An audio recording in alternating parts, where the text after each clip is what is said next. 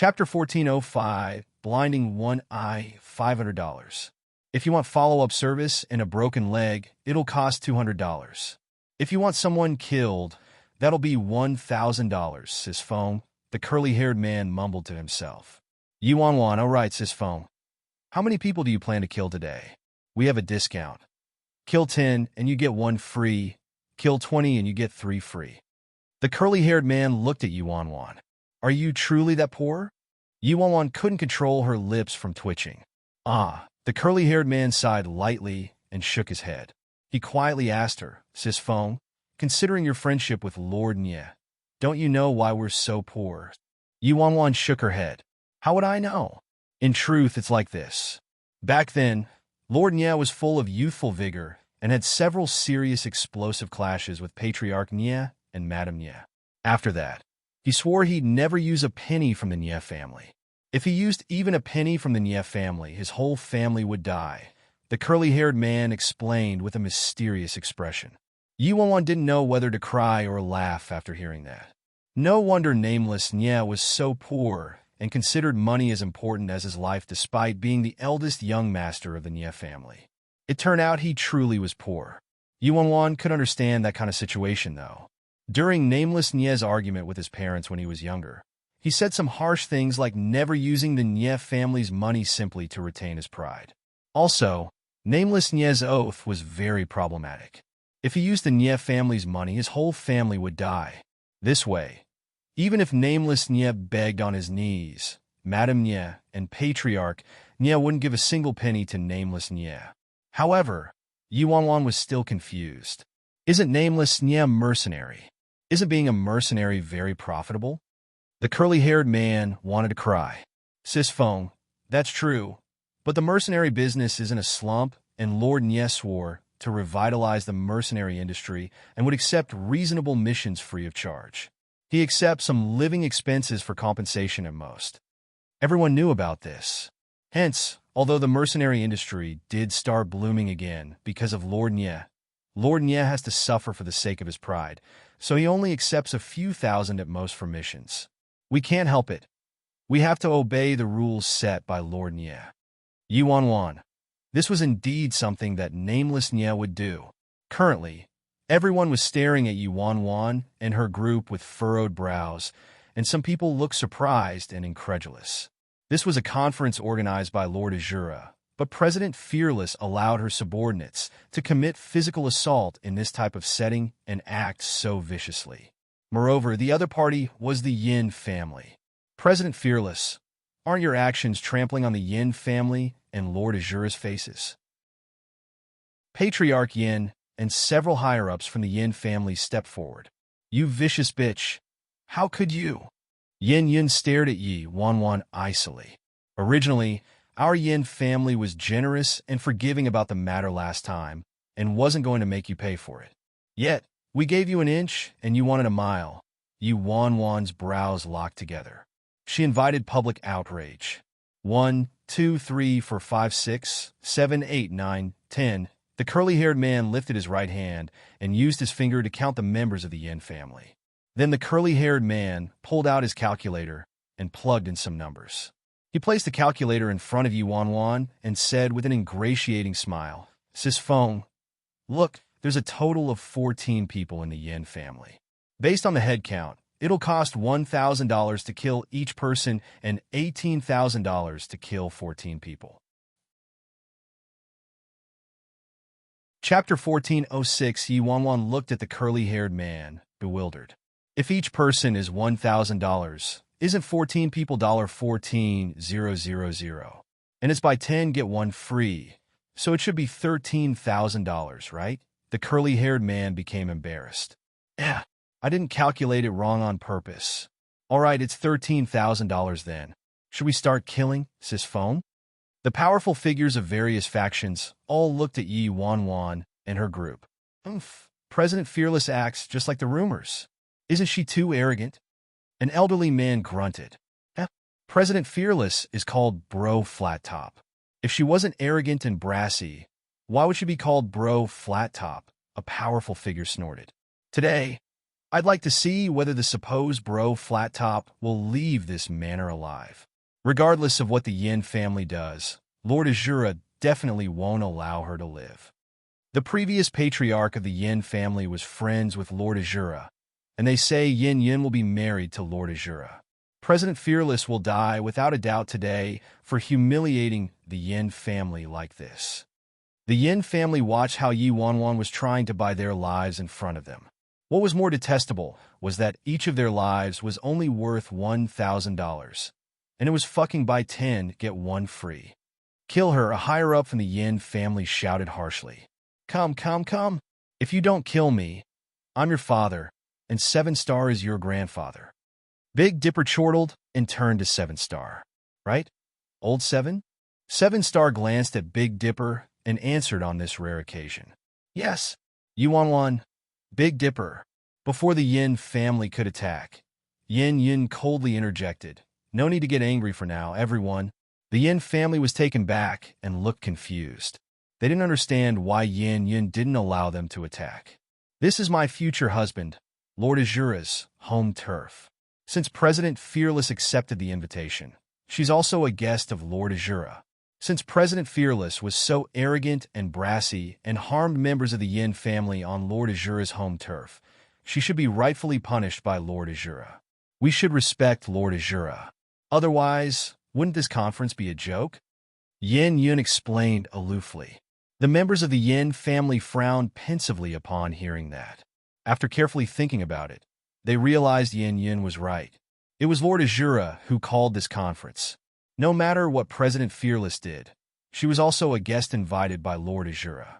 If conflict broke out between them and the Fearless Alliance here, it would look like they weren't giving face to Lord Azura and would negatively impact Yin Yun. After all, Yin Yun was publicly recognized as Lord Azura's wife. All right, we'll listen to Yunner and won't fight with this damn bitch for the time being.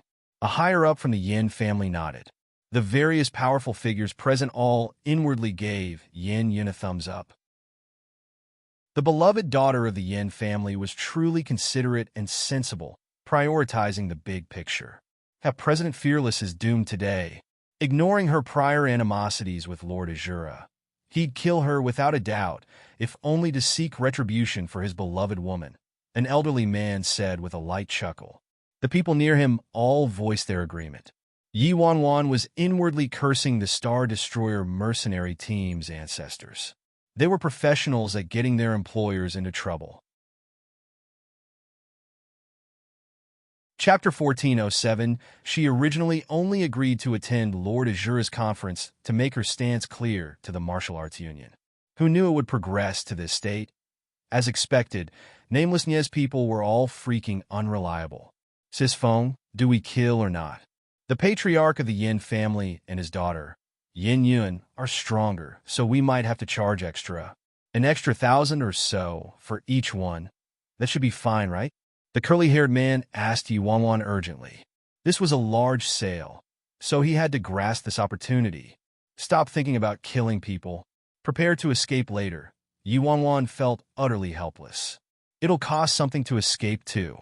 At that time, if a fight really breaks out, the 3 of us will protect you and your 2 subordinates while we escape, but we'll be in danger, so this will cost more than killing someone. At least $20,000. Otherwise, it's out of the question. The curly-haired man jabbered on as his fingers furiously tapped his calculator. Yi Wanwan wanted to die. Did Nameless Nye really send them here to help her instead of getting her into trouble? Couldn't he have found some people more normal and reliable, leaving her an escape route at least? Everyone, a white-haired elderly man slowly walked out of the manor and swept his eyes across the guests. Allow me to introduce myself. I'm Lord Azura's steward. Lord Azura will arrive momentarily. Please remain calm. Everyone nodded in response. Yi Wanwan started leisurely strolling around the manor when she heard about Lord Azura's imminent arrival. Instead of a stroll, she was actually trying to remember the escape routes. Otherwise, 7 Star ad Big Dipper would seriously be done for in this damn place today. Anyway, she'd made her stance clear, and the Martial Arts Union would definitely learn about the events today. After Lord Azura came out, she would throw a few insults at him, then beat it. Yi Wanwan came for nothing else but to express her loyalty to the martial arts union and make her stance clear to the martial arts union. According to Yi Wanwan's plan, she'd only make a small commotion, which should be too dangerous already, but with the Star Destroyer team's assistance, they would probably. In a corner of the manor, Yi Wanwan frowned as she planned an escape route in her head. Suddenly, a man in black walked toward her, and she didn't pay attention, so they ran into each other. "Are you blind?" The man in black loudly cursed. Yi Wanwan's expression chilled, and she was about to say something. In the next second, though, Glasses Man attacked in a flash and struck the man's chest. A loud bang was heard, and the man in black flew back several meters like a snipped kite. The man in black was knocked into the crowd with a hit. "President Bai, aren't you too insolent? Could it be that you find us displeasing and want to compare notes with us, President Bai?" Several powerful figures knocked into by the man in black all stood up and angrily glared at Yi Wanwan.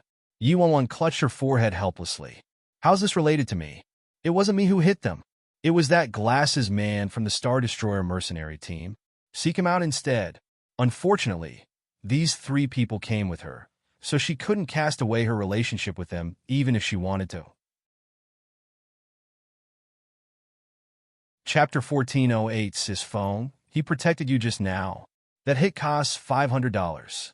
Remember it and don't forget it.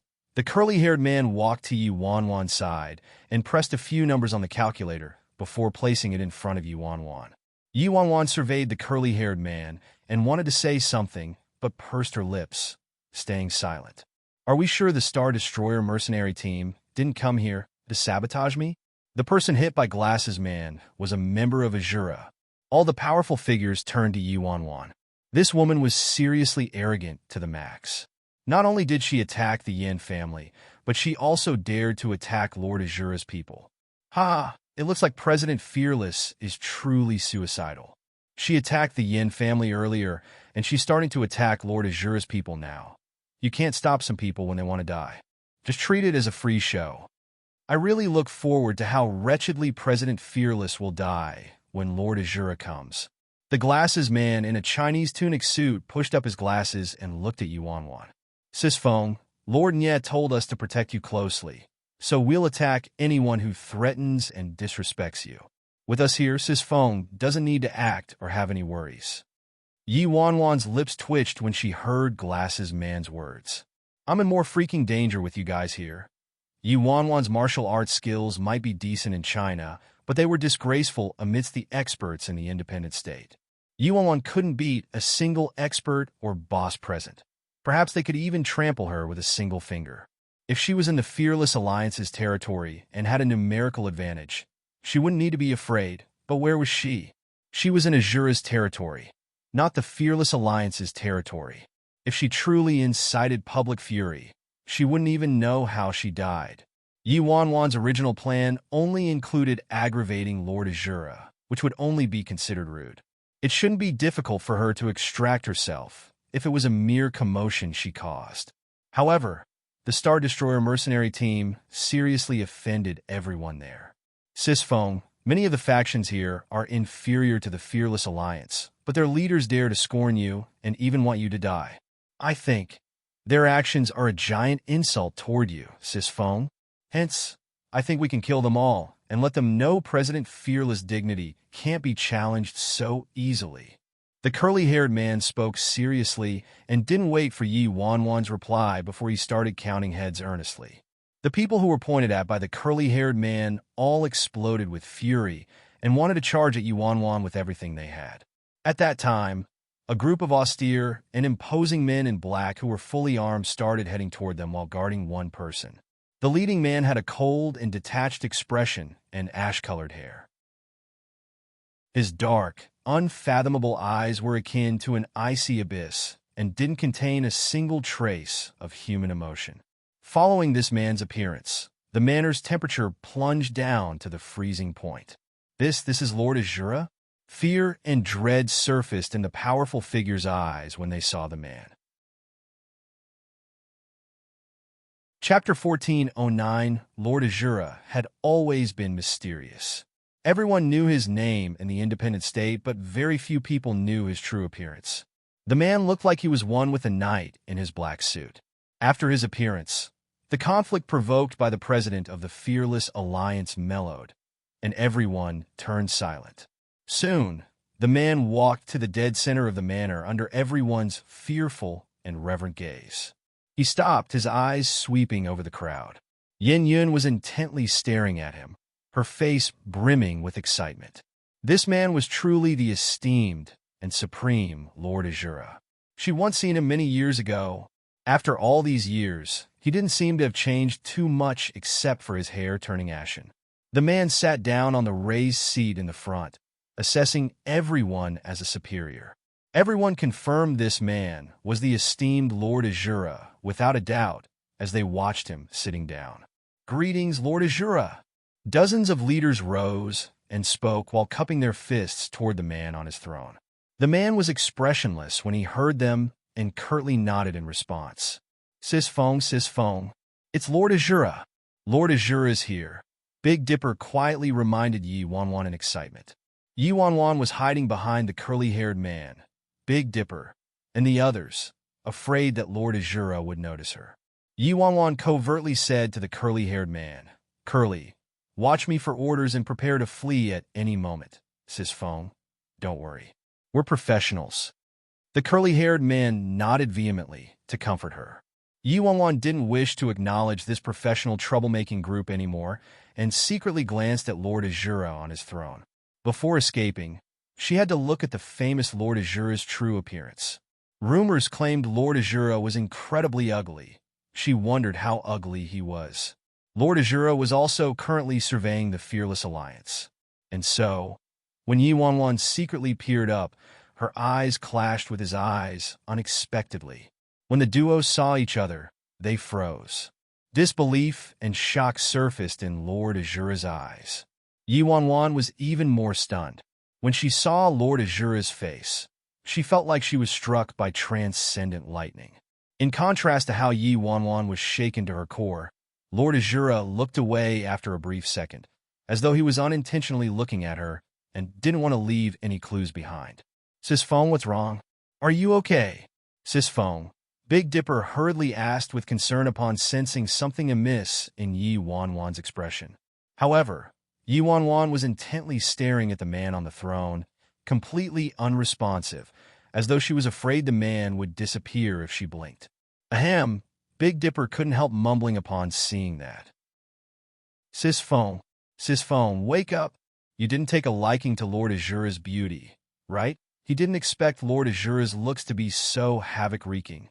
Big Dipper called out several more times, and Yi Wanwan finally returned to her senses, disbelief still evident on her face. If she wasn't blind, the man sitting on the throne, named Lord Azura, was Si Yin. Chapter 14, Ten Yi Wanwan's mind was an utter mess. According to Taoist devotee and nameless Nye, they looked for news of Si Yin after returning to the independent state. Si Yin should be a member of the Si clan. However, the man on the throne was clearly identical to Si Yin aside from his head of ashen hair. Although Yi Wanwan wanted to go up immediately and ask him, she wasn't dumb. She couldn't expose herself in this kind of setting. There was also a point that Yi Wanwan didn't understand. The man on the throne clearly met her eyes, so if he was Si Yin, why didn't he recognize her or react at all? I didn't expect the mysterious Lord Azura to break his mysteriousness today and expose himself in front of the world. It appears Azura will walk into the spotlight from behind the scenes. They probably have something major planned, the curly-haired man said. The man on the throne was imperceptibly surveying everyone and quickly looking away, as though he was unwilling to let Yi Wanwan discover his identity. Senior Fu. Si Yin called the steward next to him. My lord, what instructions do you have? The elderly steward, Senior Fu, went up swiftly. Tell Lin Ke to refrain from appearing, Si Yin ordered. Senior Fu looked slightly confused as to why Lord Azura laid down this order, but nodded and left. Lin Ke was currently heading towards Si Yin's direction with large strides. Before he could get any closer, he was pulled aside by Senior Fu. Senior Fu, what are you doing? Lin Ke asked, bewildered. Lord Azura's orders. He doesn't want you to appear, the elderly steward calmly conveyed. What? Lin Ke was baffled. Doesn't want me to appear? Why? Senior Fu said, these are my lord's wishes. What's he up to? Why isn't he allowing me to appear? The confused Lin Ke accidentally caught something in the corners of his eyes. He saw Yi Wanwan's profile in the crowd and immediately froze. Damn, Lin Ke looked like he saw a ghost and incredulously rubbed his eyes. If he wasn't blind, wasn't that woman Yi Wanwan? Lin Ke felt his head swelling up like a balloon. Isn't Yi Wanwan in China? How did she come to the independent state and also appear in the conference summoned by Ninth Brother?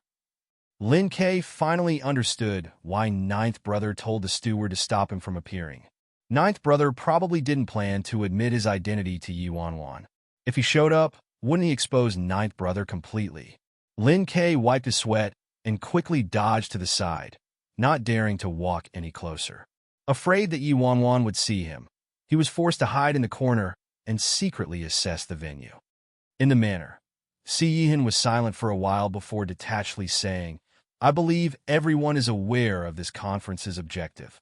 Yin Yun promptly took the initiative to walk towards Si Yihan and frantically nodded. We know.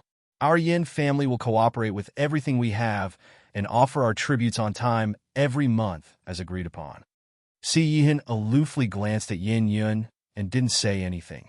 Yin Yun looked a little disappointed, but continued to stare at the man in infatuation. Chapter 14:11 Yi Wanwan watched how Si Yihan flirted with Yin Yun, anger involuntarily rising in her heart. Shortly after, the various leaders stood up with ingratiating smiles. It's truly our honor to be able to see Lord Azura's true appearance today. Since we accepted Lord Azura's invitation for this conference, we'll, of course, obey the rules established by Lord Azura and hand over the correct tribute every month. A red-haired man standing next to Lord Azura sneered when he saw the various factions successively standing up and expressing their loyalty. Every single one of these factions declined to offer tributes after Lord Azura left, but every one of them acted like loyal dogs as soon as Lord Azura returned. What a joke! Lord Azura, we'll naturally obey the rules of the game you established.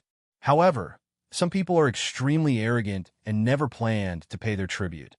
An unknown leader looked at Yi Wanwan with a sarcastic smile. Before Yi Wanwan could speak, Big Dipper suddenly stood forward and acted haughtily. Don't joke with me. Our president already told you to keep daydreaming if you want us to pay tributes. But we'll consider it if your Azura wants to pay tributes to our fearless alliance every month. Although Si Yihan remained expressionless, the expression of the red-haired man behind Si Yihan chilled and darkened instantly. It was so dark that ink could drip from it. Back when Azura was besieged by the various major factions, the Fearless Alliance attacked the fiercest, cheered the loudest, cursed the harshest. Now, the president of the Fearless Alliance trampled on Azura's territory with barely any people and acted insolently. Did she want to leave as a corpse? Is that so? The red-haired man eerily said while staring at Big Dipper. Ha! Is that so your grandmother's ass? With your grandfather Big Dipper here. Let's fight if you dare. Son of a bitch. I'll show you grandfather Big Dipper's might. Big Dipper provoked while pointing at the red-haired man. Their goal in coming here was to instigate trouble and wreck Lord Azura's conference anyway. So Big Dipper let loose completely. Yi Wanwan sighed and face-bombed. Just what kind of sin did she commit? Instigating trouble wasn't the same as seeking death. This wasn't how you instigated trouble. She clearly told Big Dipper the plan before. You're dead. A murderous glint flashed through the red-haired man's eyes, and he strode toward Big Dipper and Yi Wanwan. However, at that moment, the man on the throne apathetically called out, Jiang Yin won. The red-haired man, Jiang Yin, turned around and looked at the man. Withdraw, Si Yihan ordered aloofly. Yes, Jiang Yin didn't question him at all and receded to the side at once. No one ever dared to doubt Lord Azura's words in Azura. Lord Azura, a higher-up from the Yin family, walked forward and looked at Si Yihan. Not to mention President Fearless' arrogance and insolence, but President Fearless dared to blind someone from our Yin family in front of everyone despite being on Lord Azura's home turf today. We hope Lord Azura can provide us with justice. Si Yihan reflexively glanced at Yi Wanwan, but promptly looked away. Yi Wanwan's brows knitted together. That man had identical looks to Si Yihan, but didn't acknowledge her after seeing her. What in the world is going on? Is he not Si Yihan? Or is he in some kind of unspeakable predicament? And it wouldn't be good for him to acknowledge me now. Chapter 14:12, Sis Phone. That's good enough. Let's flee, Big Dipper said to Yi Wanwan. Yi Wanwan surveyed her surroundings. Ever since Lord Azura's arrival, Azura's forces had sealed off the manor. It wouldn't be easy to escape. No worries, we're here. The curly-haired man revealed a mesmerizing smile. Big Dipper gave the curly-haired man a thumbs up. Reliable. Of course. We're very professional.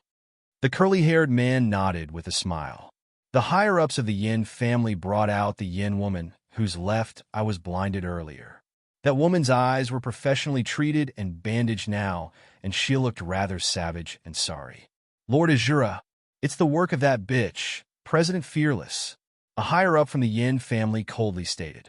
President Fearless. Si Yihan looked toward Yi Wanwan, an inexplicable glint flickering in his eyes. Si Yihan didn't know why Yi Wanwan traveled to the independent state from China. Before he left China, he left behind several capable people to secretly protect Yi Wanwan. He naturally knew about the Si family's matters as well as the Yi family's matters. But he didn't worry, since it shouldn't be too difficult for Yi Wanwan to resolve these matters with her capabilities.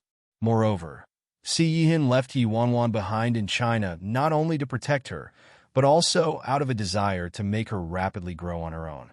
Even gods had moments of miscalculation and error, let alone humans. Yi Wanwan couldn't keep growing under the protection of his wings. Otherwise, as soon as he erred, Yi Wanwan would be akin to fragile glass. Her fate would be evident. Glass would shatter, but iron wouldn't. It was only by increasing her own power that she could ensure her own safety. Si Yihan looked away. He hadn't received any news that Yi Wanwan came to the independent state. Also, based on her appearance, she didn't look like she recovered her previous memories.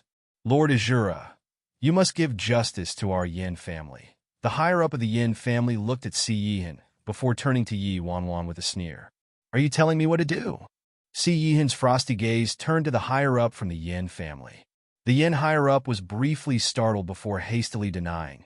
No, it's not like that. Si Yihan turned to Senior Fu and said, The events? The elderly steward nodded and quietly explained the whole story to Si Yihan. Si Yihan said coldly, President Bai is an honored guest invited by me, but the members of the Yin family caused trouble without cause. Kill. The red-haired man strode toward the woman without any hesitation, and the woman's neck was snapped in half by the red-haired man before anyone from the Yin family could react. Everyone found this scene utterly incredulous, especially Patriarch Yin, Yin Yun, and their group. Awesome. No wonder Azura is supreme, Big Dipper mused. Lord Azura is establishing his might and telling everyone that anyone who causes trouble in his territory will die regardless of who they are. I reckon we're next. Yi Wanwan frowned. She felt something was off still. That man had to be Si Yihan. She lived 2 lives. There was no way she couldn't recognize her bedmate. President Fearless. Si Yihan suddenly turned to Yi Wanwan and apathetically called out. Yi Wanwan turned to the man with a severe glint in her eyes and frankly said, Lord Azura, our fearless alliance won't pay tributes. Like I said before, perhaps I might consider it if your Azura pays tributes to my fearless alliance every month instead. Why aren't you paying? Si Yihan asked. Why? Not paying was not paying. Why would there be a why? My fearless alliance's financial state has been declining recently. I don't have any profits myself. Yet you want me to give you a tribute? Yi Wanwan sneered and found a random excuse. Today, she wanted to test whether this man was Si Yihan or not. If he wasn't Si Yihan, Lord Azura wouldn't allow this kind of attitude. Chapter 14:13. Yi Wanwan never intended to pay the tribute ever since she accepted Lord Azura's invitation, especially after seeing Lord Azura's looks, which were identical to Si Yihan's. An insuppressible rage swelled up inside her heart. He clearly had Si Yihan's face, but looked at her like a stranger and didn't have any holes. It was as though he didn't know her. Why does Azura deserve to obtain any tributes from my fearless alliance? Yi Wanwan snorted while staring at Lord Azura. A cold glint flashed through Jiang Yan's eyes, but Lord Azura didn't say anything, so he didn't dare to do anything. All the leaders looked at Yi Wanwan with sneers. This president of the Fearless Alliance dared to speak so insolently despite being in Lord Azura's territory. She was probably desperate to go and reincarnate. The Yin family was also inwardly sneering. Lord Azura didn't take action against her yet, but the president was seeking death of her own accord. Continue, Si Yihan said lightly while looking at Yi Wanwan, not looking angered. Back then, our Fearless Alliance fought openly with Azura already, and you were defeated by our Fearless Alliance. Yet, a loser like you deliriously wishes to gain profits from the Fearless Alliance? Who gave Azura the courage? Yi Wanwan disdainfully said. Everyone looked at each other wordlessly. The president of the Fearless Alliance truly knew how to gild her face. Many years ago, many forces in the independent state teamed up together to attack Azura, not the Fearless Alliance alone. Moreover, Azura wasn't defeated miserably. Yet, through President Fearless' mouth, it sounded like the Fearless Alliance singly challenged Azura and defeated Azura. She was clearly trying to anger Lord Azura on purpose, right? Lord Azura, since President Fearless dares to be so presumptuous and is shooting her mouth off today, if we allow her to leave today, we'd be returning a tiger to her den. We can't spare her.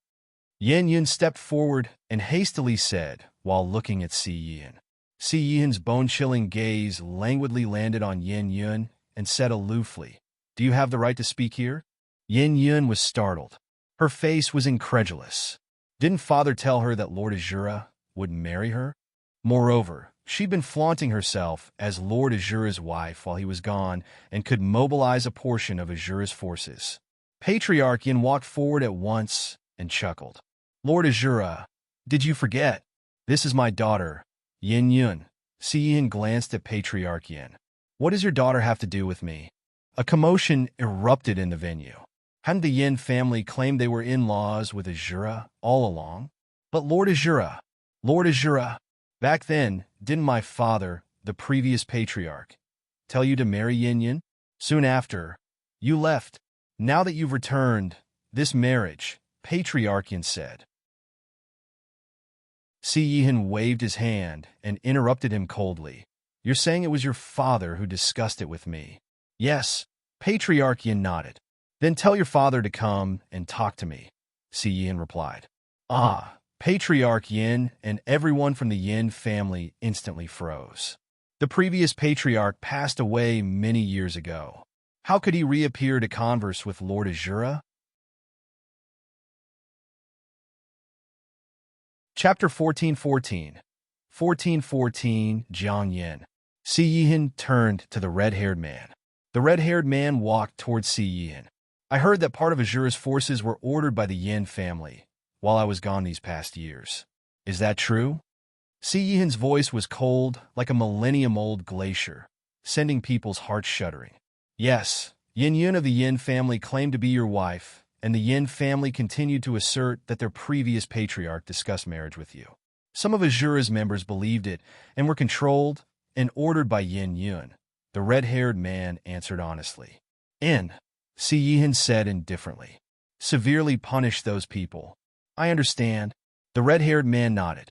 Patriarch Yin, Yin Yun, and their group were all rooted to their spots. This wasn't what they expected at all.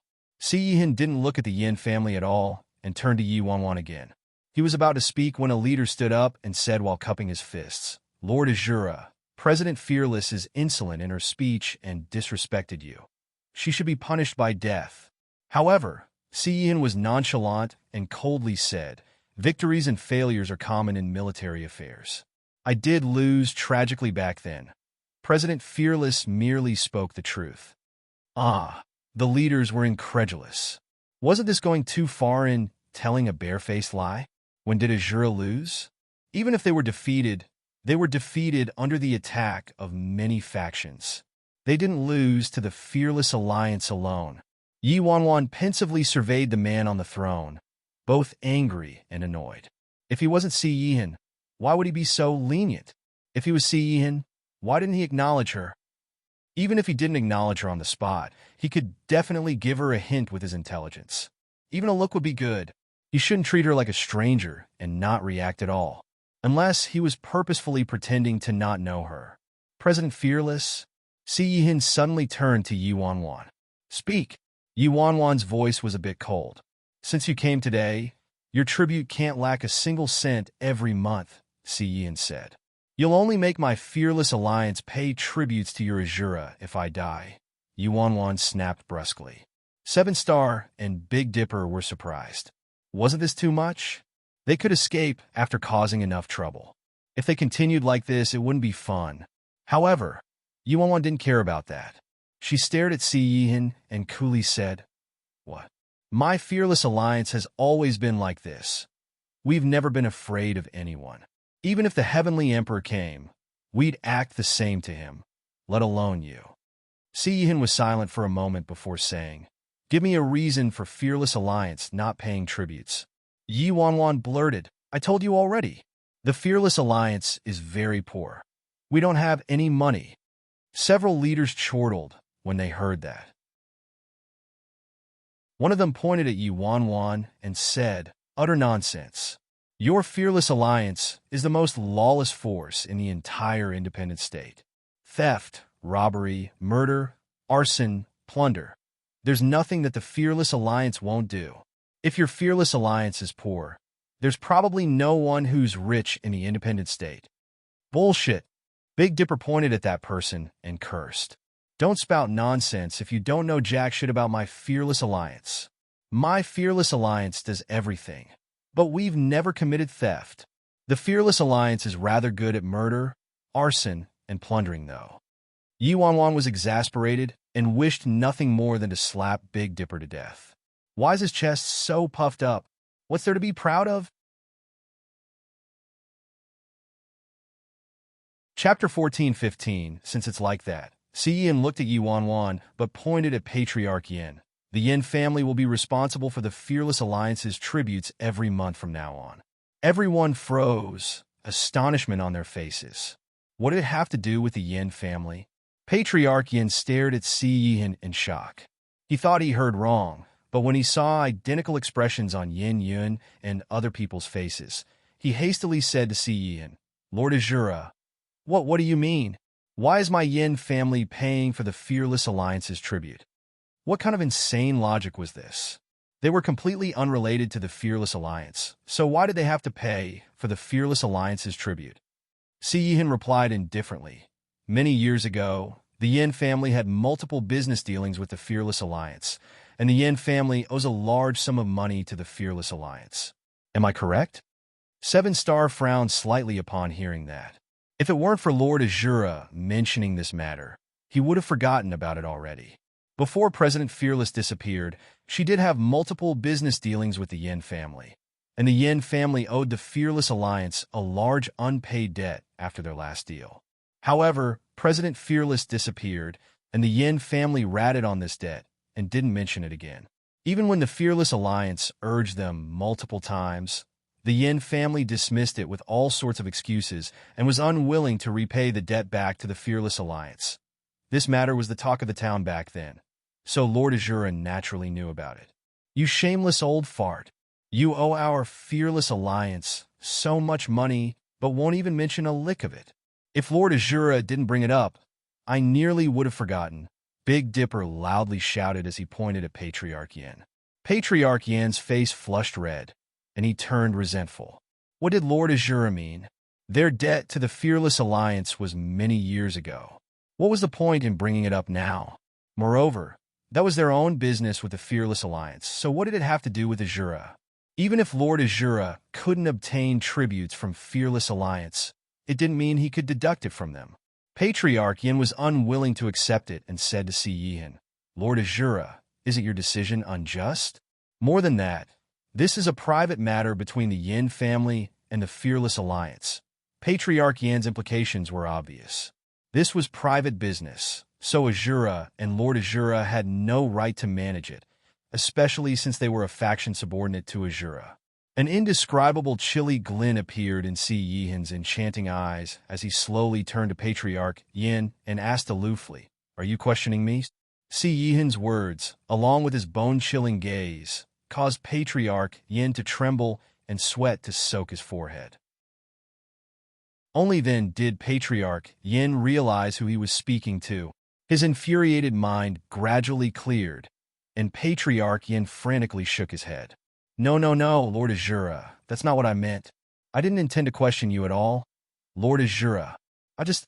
Forget it. In the end, Patriarch Yin sighed and was forced to suffer in silence. Since the Yin family has no objections, you will do as I said and pay the Fearless Alliance's tribute in their place until you finish paying off your debt, Si Yihan said as he looked away. Chapter 14:16. The members of the Yin family were fuming with anger, but no one dared to doubt Lord Azura's decision. In the end, they furiously glanced at Yi Wanwan, Big Dipper, and Seven Star and placed the blame on the Fearless Alliance.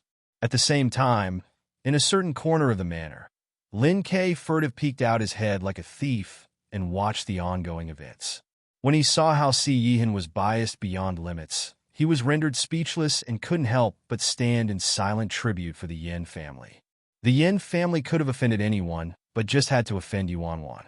How could his ninth brother attack anyone else but them? The most suicidal part was that Yin Yun actually dared to call herself Madame Azura. Inside the manor, Big Dipper looked at Yuanwan in surprise and quietly asked, "Sis Fong, you don't also have a thing with Lord Azura, right? Otherwise, why would he help us like that?" Yi Wanwan's lips twitched when she heard that, and she wished nothing more than to whip Big Dipper to death. However, Yi Wanwan didn't have the presence of mind to waste her words on Big Dipper. Her whole mind and attention were focused on Lord Azura. Si Yihan looked at Yi Wanwan a moment later and asked, "Do you have any objections to this solution, President Fearless?" Yi Wanwan opened her mouth, wanting to say something, but ended up squeezing out no. After all, Lord Azura had already handled the matter to this extent. Although the Fearless Alliance had to pay a tribute, it had nothing to do with the Fearless Alliance in reality. The money for this tribute would be paid by the Yin family every month and was unrelated to the Fearless Alliance. All right. Si Yihan looked at everyone else at the venue and apathetically asked, "Does anyone have any objections?" Everyone looked at each other, bewildered. Who dared to have any objections? They originally wanted to watch how miserable President Fearless would end up. But who would expect the Fearless Alliance to come out completely unharmed while the Yin family suffered a large misfortune? It was only after seeing everyone's silence that Si Yihan looked away. Then he coolly said, "Let's talk about the Yin family's matter now that we've dealt with the tributes." The Yin family's matter. An odd expression crept over everyone's faces. What other matter did the Yin family have? After I left, Yin Yun of the Yin family pretended to be my wife and mobilized Azura's power and members multiple times to clear away obstructions to the Yin family, Si Yihan dryly stated. There wasn't a hint of rage in his voice, but it sent chills into people's hearts. Jiang Yin? Si Yihan turned to the red-haired man. Jiang Yin stepped forward. "How should I deal with this matter?" Si Yihan asked. Yin Yun of the Yin family pretended to be Madame Azura and audaciously mobilized Azura's power. According to Azura's principles, the Yin family should be eliminated. But this was the sole doing of Yin Yun and is unrelated to the other members of the Yin family. Hence, Yin Yun should be killed, the red-haired man said. Yin Yun's face turned ghastly pale, disbelief filling her face. Yes, Si Yihan agreed indifferently. "I'll leave it in your hands then." Then Si Yihan stood up and left this place under the protection of many Azura members. "Ah, Lord Azura, this is a misunderstanding." Patriarch Yin collapsed onto the ground like a slab of slime. Soon, before anyone could react, the red-haired man struck Yin Yun with his palm and took away her life. Azura utterly disregarded the Yin family. Even if the Yin family bore hatred toward them for this, it wouldn't even cause Azura to itch.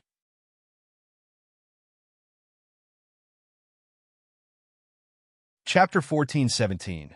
1417. Upon seeing Lord Azura about to leave the manor before she discovered anything, Yi Wanwan became anxious.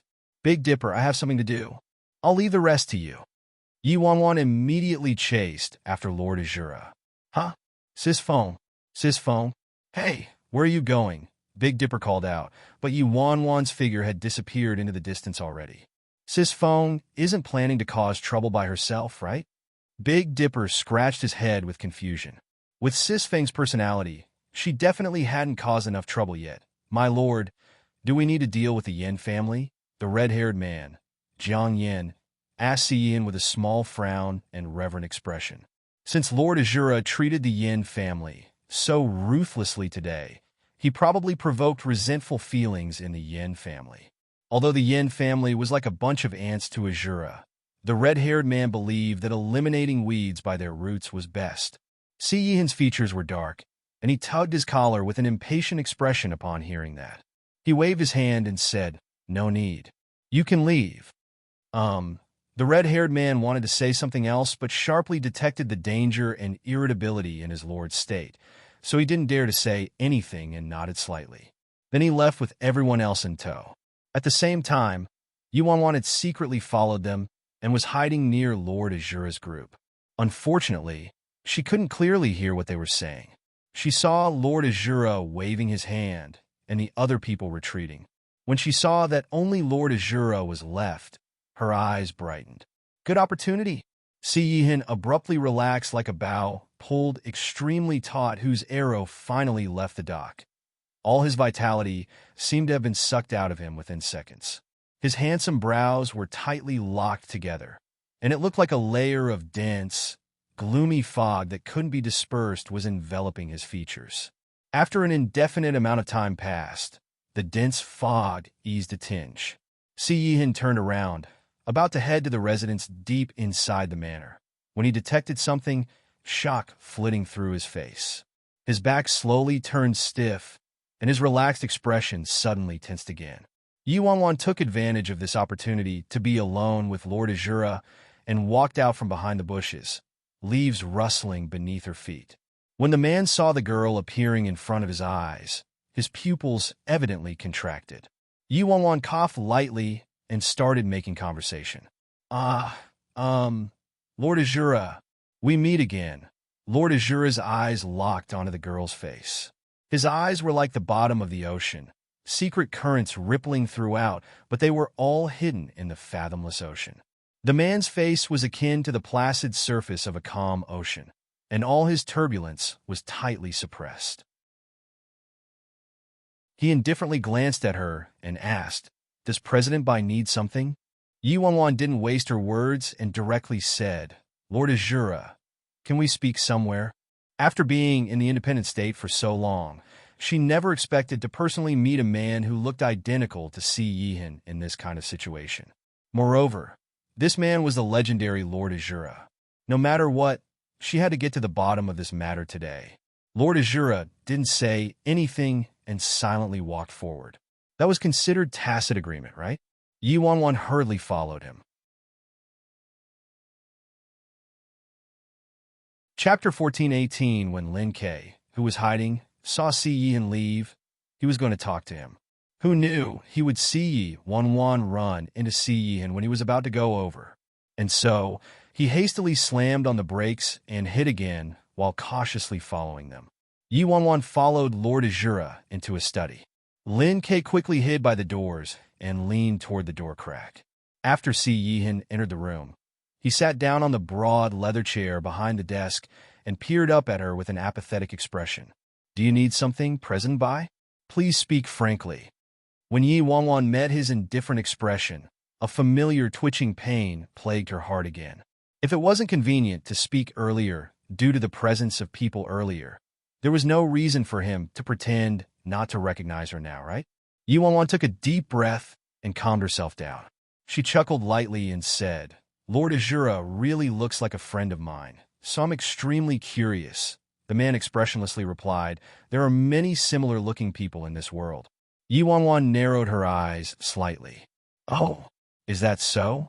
Then if I may ask you, Lord Azura, why did you keep defending the fearless alliance back at the manor? Isn't your elbow about to break from how outwardly you're twisting it one? The man glanced at her calmly. As long as I achieve my goal, the process isn't important. After the Yin family finishes paying off their debt, the Fearless Alliance's tribute will still need to be paid on time every month. In other words, his objective today was to collect tributes and money. Anything would do as long as he collected the money. When Yi Wanwan saw the man's flawless facade, the small flame in her heart ignited with a roar. Is this guy freaking flaunting his acting skills with me? They look the exact same. I'd only believe his nonsense if I was blind. Yi Wanwan naturally wouldn't believe him that easily. Fine, you want to flaunt your acting skills, right? I've never been afraid of anyone when it comes to flaunting acting skills. Yi Wanwan idly walked toward the study step by step. Then, what if I don't have any money and refuse to pay? Yi Wanwan reached the study by the time she finished speaking. She supported herself with both hands on the desk and leaned forward, pressing closer toward him. Siyin looked up at the girl, who was an arm's length away from him. He only needed to reach out, and he would be able to embrace her. President Bai can try, Siyin icily said. When she heard his threat, she cast her head down, her fingers slowly clenching. In the next second, she suddenly looked up, her bright and beautiful eyes brimming with enticing happiness. Her voice was languid as she stressed every word. Is that so? Yi Wanwan bent down abruptly and leaned closer to the man's ears, leaving only millimeters between them. Accompanied by her gentle breaths, her voice rang next to his ear. Lord Azura, I definitely don't have the money. How about I give myself up as collateral to you? The man's back grew extremely taut in an instant, and his eyes turned so dark that there wasn't a ray of light. When Lin Kei saw this scene from behind the door, he nearly exclaimed in shock and hastily clutched his mouth. Shit. This girl is too crafty. Absolutely too crafty. She resorted to this trick. Who knows whether Ninth Brother can resist it? For some reason, he pitted Ninth Brother a lot suddenly. Yi Wanwan chuckled lightly and cheerfully looked at him with hints of provocation in her eyes.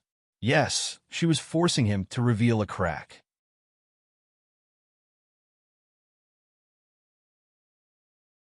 Chapter 14:19. The girl's cunning and provocative smile were simply like poison that eroded the city wall around his heart and nearly defeated him in an instant.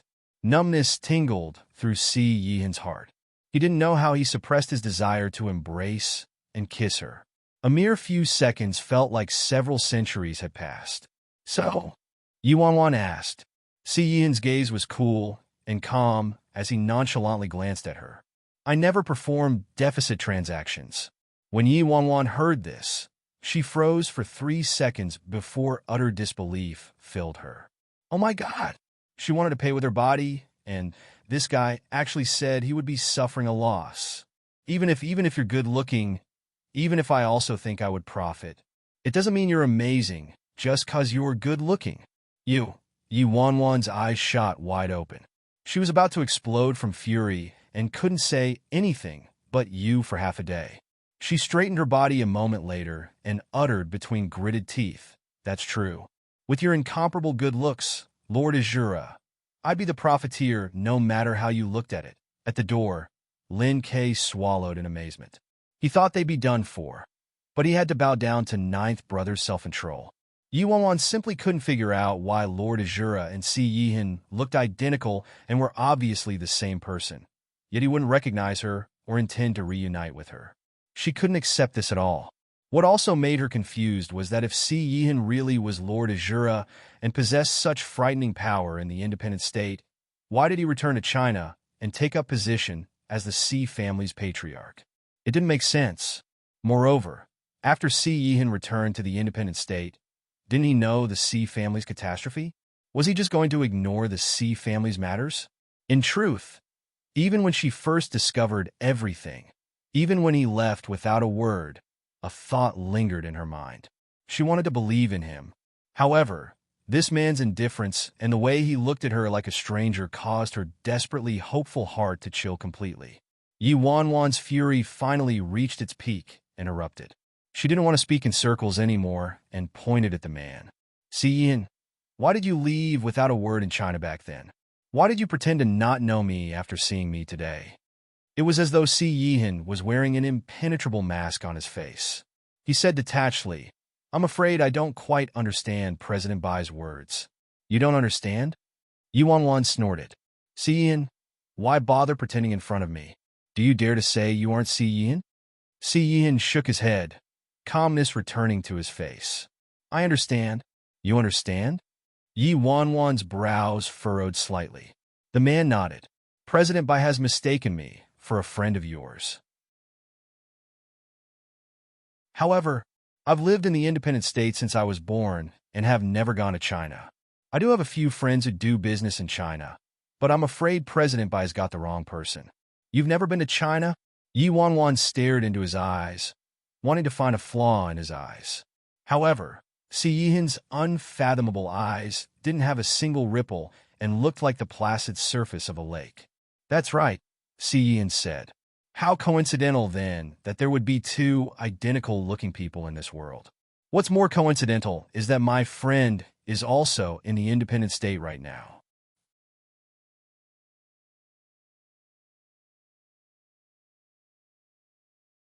Chapter 14:20 Yi Wanwan suppressed her rage and coldly said, "My friend's family turned into a mess, and he abandoned his wife, but he's having fun and enjoying himself in the independent state.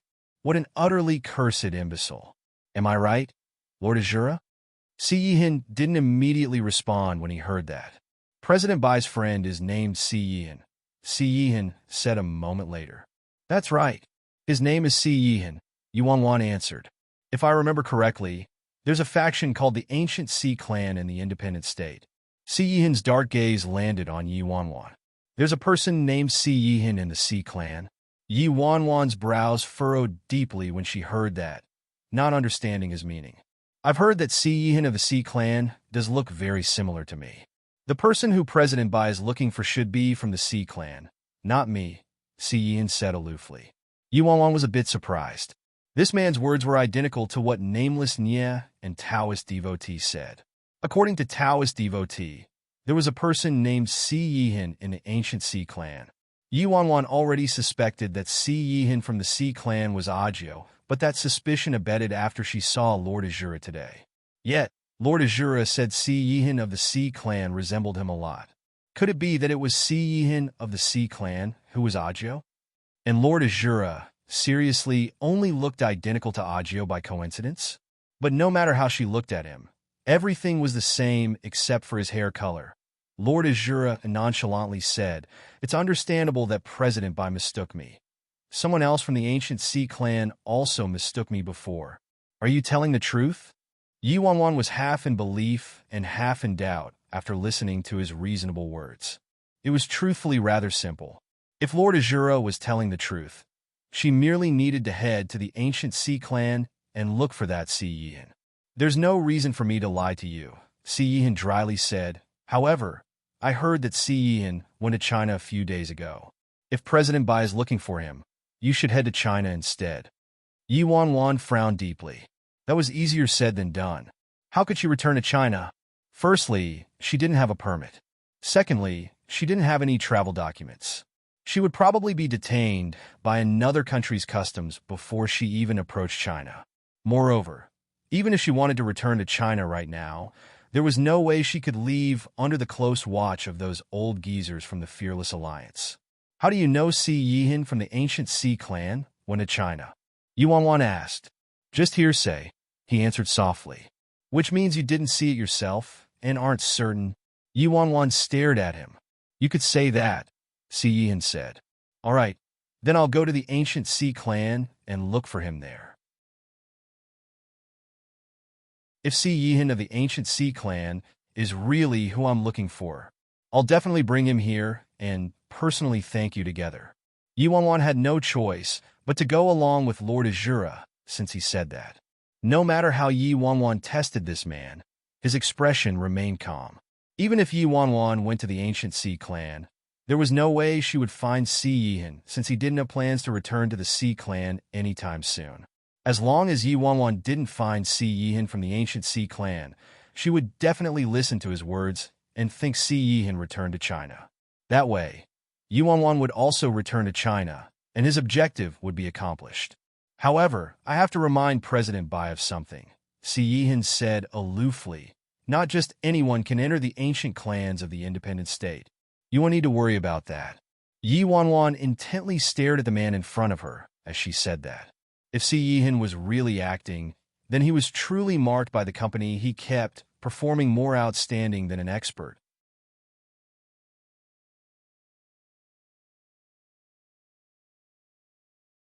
Chapter 1421. 1421 Yi Wanwan rubbed her chin and thought, if Lord Azura lied, I'll just come back and find him. If he didn't die and Si Yihan of the ancient Sea clan looks similar to him, it will prove that Si Yihan of the ancient Sea clan is the true Agio, and Lord Azura's looks are a mere coincidence. However, although there weren't any holes in this man's words, Yi Wanwan still had lingering doubts. Sometimes, a woman's sixth sense didn't require any logic. What was woeful was her instincts alone were useless. This man was impervious and didn't have any flaws to exploit. Yi Wanwan stared at his expressionless face. For some reason, she dismally felt like she was an old wave that was being driven forward by a new wave and dying upon reaching a beach. Each new generation truly surpassed the previous one. However, old ginger is spicier than young ginger. She refused to give up so easily.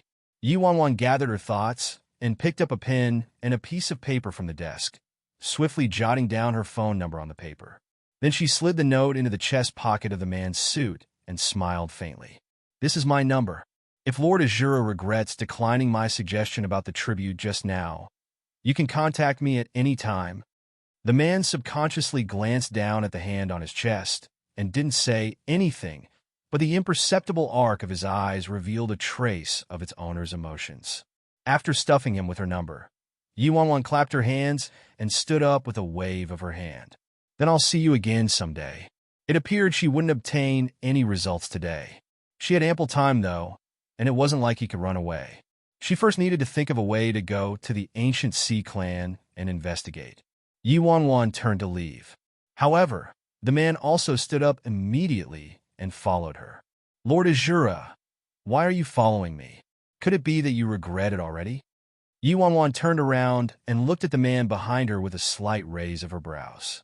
If I didn't escort President Bai, I'm afraid it'd be very difficult for President Bai to leave this place, the man replied.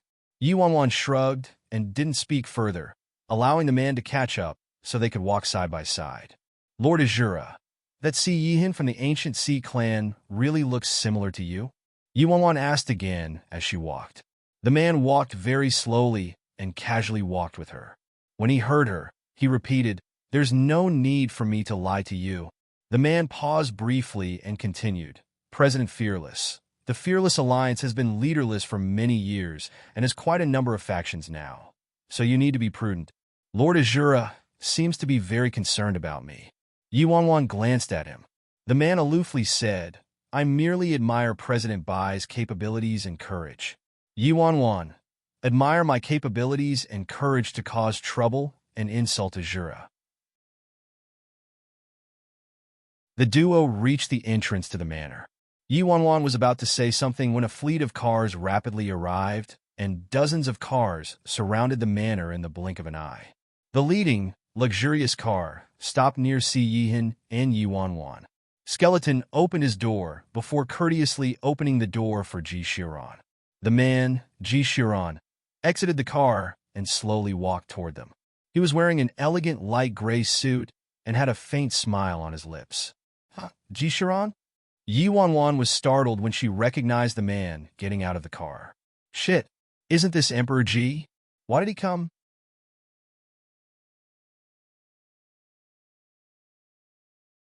Chapter 1422. Who dares to act so insolently here?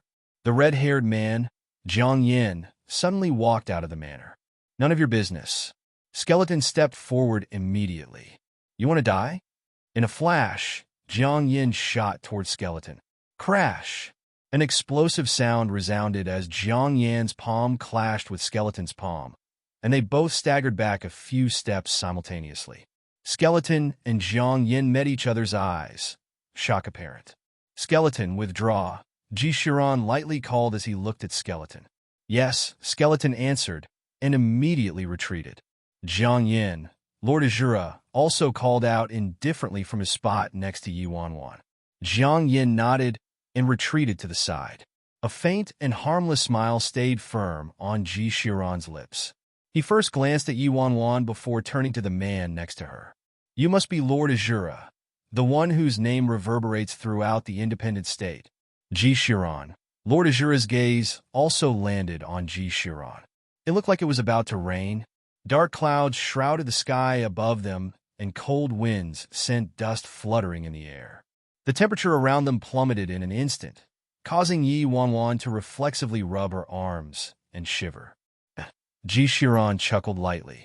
I didn't expect Lord Azura to have heard of my humble name. What an honor. The man's immortal-like looks were akin to perpetually frozen ice, and his pitch-black eyes didn't have a hint of warmth. May I ask what advice Emperor Ji wants to give by coming here today? Ji Shiran looked at Yi Wanwan and smiled faintly as he said, I wouldn't dare to give any advice. I merely came by to pick up my fiancée. Yi Wanwan. Yi Wanwan didn't know if it was her imagination, but she felt like Lord Azura's icy face seemed to crack for a second when he heard Emperor Ji's words. While Yi Wanwan wondered whether she saw things wrong, a thought sparked in her mind. This is a good opportunity. Since Emperor Ji suddenly came here, perhaps she could take advantage of this opportunity. Si Yihin had a terrifying possessiveness, and his jealousy could submerge the entire independent state. She didn't believe he could remain unperturbed if she cheated on him in front of him. Yi Wanwan immediately pattered toward Ji Shiran's side and intimately looped her arm around his arm. That's right. He's my fiancé. He came to pick me up. When Ji Shiran saw her taking the initiative to get close to him on this rare occasion, he sent a fleeting glance at his arm being held. Meanwhile, Yi Wanwan kept observing Lord Azura's reaction while speaking. Opposite of them, his tall, lone figure stood in front of the manor's giant, decoratively carved iron door with downcast eyes. Since the sky was a bit dark, his expression couldn't be clearly seen. An unknown amount of time passed, and Yi Wanwan's heart had nearly raised to her throat when he slowly looked up. His brows were wickedly arched up while the curve of his lips evoked an inexplicable sense of danger. He first glanced at Yi Wanwan before turning to Ji Shiran and saying slowly, Is that so? Then does Emperor Ji know that your fiancé casually gives her private number to strange men and even tries to shit? Yi Wanwan's eyes shot open and felt like a stampede of horses trampled through her heart. This guy actually sold me out.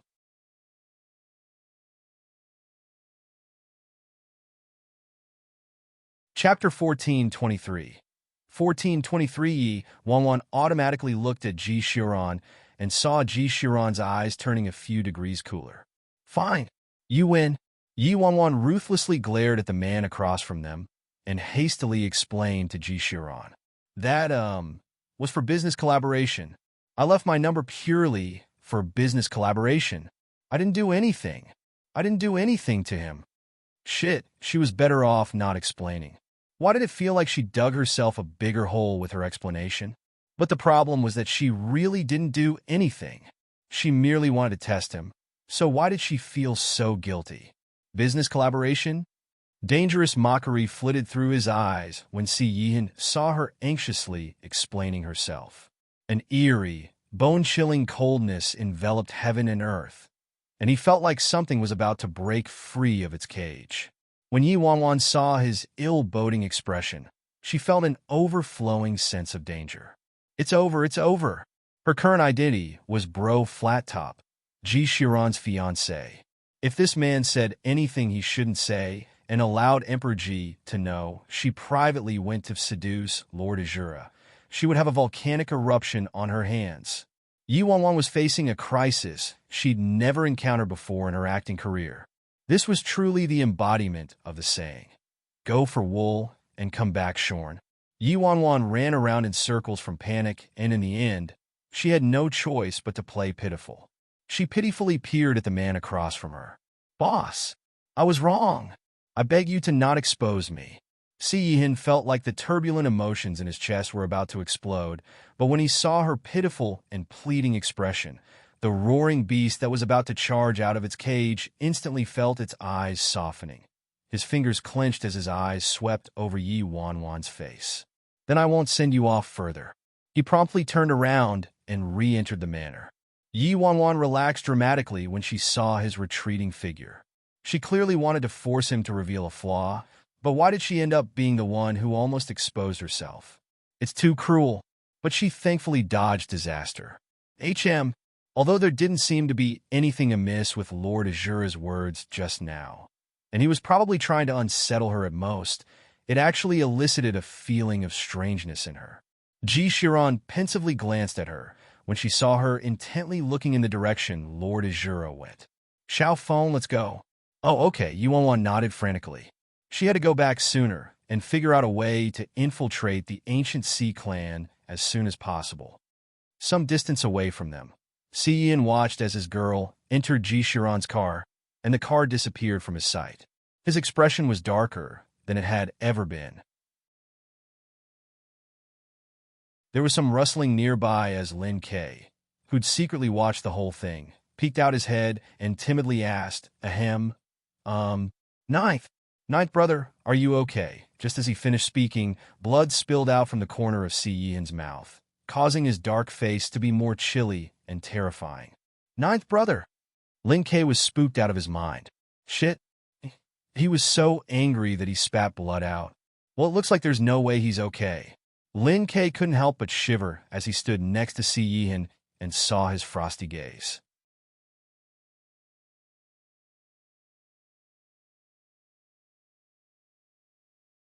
Chapter 1424.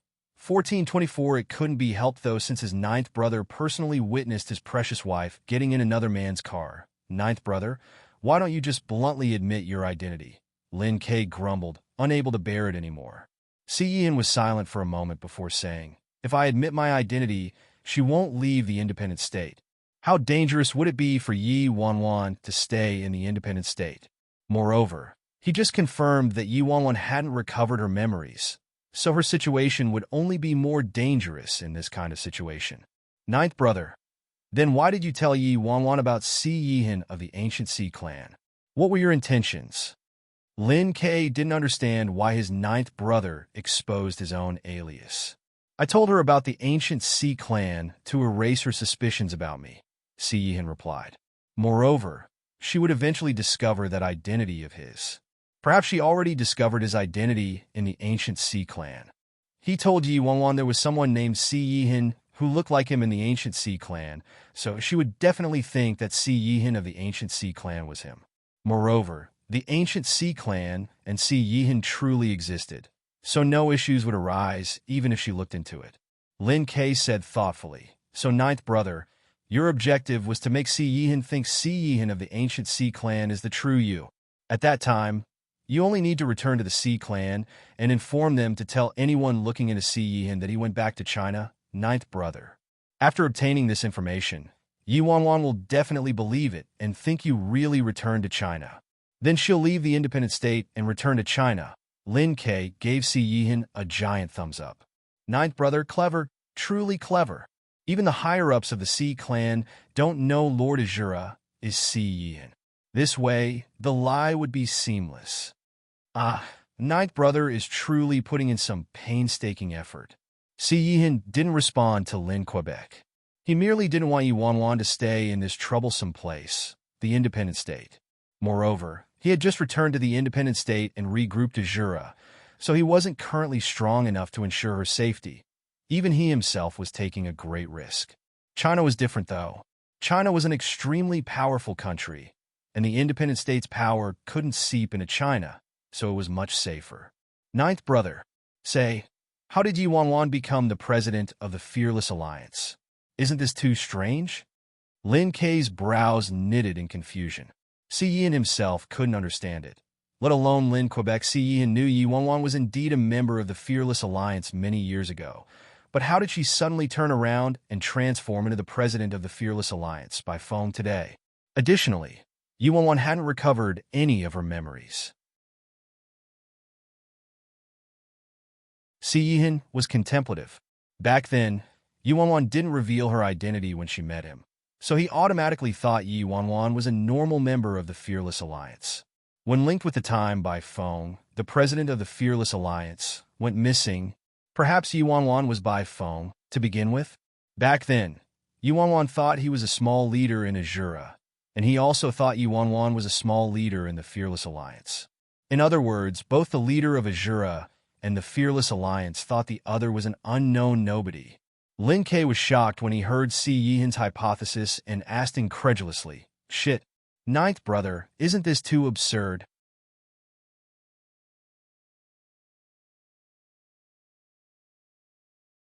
Chapter 14:25. Yihin shook his head. "It's only speculation. We don't know the truth. Unless Yi Wanwan recovered her memories, everything would be a mystery. Ninth brother, what should we do now?" Yi Wanwan ran off with Emperor Ji. Lin Ke propped his chin up, adopting a thinking look. "Send someone to watch them?" Yihin turned and left. Lin Ke nodded. They had to watch them. After all, someone else taking advantage of a lapse was the most fatal. You can tell Emperor Ji is a real piece of work. He's the emperor of Europe's underground syndicates and controls the entire underground empire in Europe. Plus, he's also the heir of the Ji family, one of the 4 great clans. As for his looks, they're passable. But he's too enticing to women. Ninth brother, wait for me." The blabbering Lin Ke immediately chased after Yihin upon seeing him leave. At the same time, at the headquarters of the Martial Arts Union, inside the Grand Hall, several elders of the Union sat on the side and looked at the man above them. President Fearless and Lord Azura have met already, but nothing seemed to have happened, an elder said while looking at the man's back. A moment later, the man slowly turned around with a glass of red wine, the color of blood, in his hand. His fingers gently swirled the glass as perverted lunacy surfaced in his eyes. Is that so? They finally met. Then, this game has just begun. If Yi Wanwan was there and saw the president of the Martial Arts Union, she would definitely be shocked out of her mind. She would never expect to be so familiar with the president's face. The elders looked at the man with smiles on their faces. The man before them was the Martial Arts Union's current president. "President, there's one thing I don't understand." An elder looked at the man and asked, "Azura and the Fearless Alliance are insignificant to the Martial Arts Union. So why does the president want the Fearless Alliance to come into contact with Azura? Do you really want to see the Fearless Alliance's attitude toward Azura? Or was your purpose something else?" The man sardonically smiled and said, "I have my purpose." Since the president said that, the elders nodded and didn't say anything else. At the same time, as Yi Wanwan sat inside Emperor Ji's car, thousands of emotions coursed through her body. She never would have expected today's situation. One of them had to do with Lord Azura, and the other had to do with Yihin of the Ancient Sea Clan. Whether it was the information revealed by Lord Azura or the information given by Nameless Nye and Taoist devotee, Yihin of the Sea Clan was the one most likely to be Agio. Of course, Yi Wanwan wasn't dumb. If Lord Azura was truly Yihin but didn't want to reunite with her, he'd definitely have a lot of reasons and excuses. After all, he was an adept expert at the technique of diverting one's attention. She had to keep testing Lord Azura, and also had to closely look into the Ancient Sea Clan. There was no way she wouldn't find Yihin. "Next time, don't come to this kind of place," Ji Shiran said from his spot next to Yi Wanwan. Yi Wanwan was speechless when she heard that. It wasn't like she could control whether she went there. Ignoring the fact that the Martial Arts Union was watching her, Lord Azura also invited her. If she didn't come, she'd offend both sides.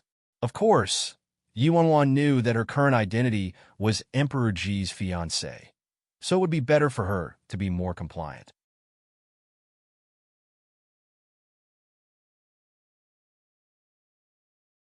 Chapter 14:26. Before Yi Wanwan could reply, Ji Shiran continued. Back then, your fearless alliance attacked Azura and established a feud. Now, you dared to come to Lord Azura's territory all by yourself. Yuan, how am I all by myself? Didn't I bring Big Dipper, 7-Star, and the Star Destroyer group? Yuan automatically looked around her, her expression shifting at once. I seem to have forgotten about Big Dipper, 7-Star, and the Star Destroyer group.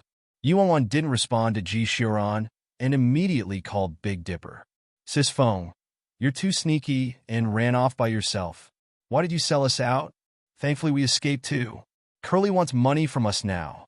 He wants a $10,000 protection fee. Soon, Big Dipper and Curly's arguing and negotiating voices were heard over the phone. After confirming they were fine, Yuan hung up. Ji Xiran's gaze landed on Yuan, and he couldn't help but shake his head. A leopard never changes his spots. Yuan frowned. What does Ji Xiran mean? You're still you just like back then. Although you've curbed a lot of the sharpness in your personality, your nature is still bold and daring, Ji Xiran said softly. Yuan furrowed her brows as she listened. There seemed to be something unsaid in Ji Xiran's words. Before Yuan could ask about it, Ji Xiran told Skeleton, "Return to the Ji estate." "Hey, wait, take me back to the Fearless Alliance," Yuan said. "Come home with me today." Ji Xiran's tone didn't allow for objections. Yuan's back grew taut immediately. Follow him home? It seemed reasonable for her to go to her fiancé's home. So Yuan had no reason to decline and was forced to agree. Okay. Yuan realized that attending Lord Azura's conference without Ji Xiran's permission seemed to have provoked his displeasure. It made sense, though. This trip was truly dangerous. However, it wasn't a fruitless trip. If she hadn't gone, she wouldn't have discovered Lord Azura's similar appearance to Si Yihan or learned such detailed information about Si Yihan of the ancient Sea clan. After a long time, the car entered the Ji district. The Ji district was named after the Ji family, just like how the Nye family was located in the Nye district of the independent state. Yuan had known this for a while. When Yuan was about to fall asleep, the car finally stopped. What greeted her eyes was an estate that was so enormous that it extended beyond her vision. In front of the gates, 2 stone-carved dragons looked vividly alive. Each dragon was dozens of meters long and was overwhelmingly imposing. Yuan was rendered speechless at this sight. The Ji family probably owns mines, right? After Skeleton got out of the car, he opened the door for Yuan and Ji Xiran. Standing in front of the Ji estate, Yuan felt ashamed of her inferiority. There wouldn't be any harm if there weren't any comparisons. She couldn't understand filthy rich people whose families own mines. Xiran, a young girl, walked out of the Ji estate. The girl had hair that reached her waist and sweet looks with a pleasant demeanor. When the girl saw Yuan standing next to Ji Xiran, her brows furrowed slightly, and she asked, "Xiran, this is?" "My friend," Ji Xiran answered aloofly. "Friend?" The girl was taken aback, even finding it incredulous. Ever since he was young, Ji Xiran had never had any female friends. He used to be close to Worryless Nye from the Nye family since childhood, but ever since Worryless Nye disappeared, there had never been another woman by Ji Xiran's side.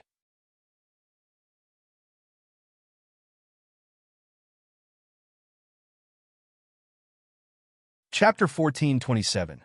1427. Ji Xiran wasn't even fond of Nye Ling Long from the Nye family, who frequently came to see him. That girl wasn't the only one. Yuan also froze in her spot. Am I not Ji Xiran's fiancé? Why did Ji Xiran call me his friend? Does this girl have some kind of relationship with Ji Xiran? This is Ji Lingfei, my elder sister, Ji Xiran explained to Yuan, as though he could tell what she was thinking. Yuan nodded. Ji Xiran actually had an elder sister. But isn't this relationship a little messy? Could it be that Ji Xiran's sister doesn't know I'm Ji Xiran's fiancé? Or was Bai Feng's relationship with Ji Xiran underground and it wasn't made public? Let's enter, Ji Xiran said lightly and led Yuan into the Ji estate before she could reply. Yuan and Ji Lingfei followed after Ji Xiran and swiftly entered the estate. After entering the estate, many servants of the Ji estate looked at Yi Wanwan in surprise. This was rather rare. Emperor Ji was famous for being impervious to female charms. This was his first time bringing a girl back to the Ji family. Soon, Ji Shiran led them into the living room. "May I ask your name, sister?" Ji Lingfei took a good look at Yi Wanwan. Since Ji Shiran brought this girl home, it proved that her relationship with Ji Shiran had to be unusual. Based on Yi Wanwan's looks, she was quite extraordinary. No wonder Ji Shiran hadn't visited the second miss of the Nye family, worryless Nye, after she returned. It turned out he had a beauty as a new paramour. Ji Lingfei instinctively felt great repulsion toward Yi Wanwan at once. Ji Shiran had a good relationship with worryless Nye since they were young, and their friendship hadn't changed despite the long years of separation.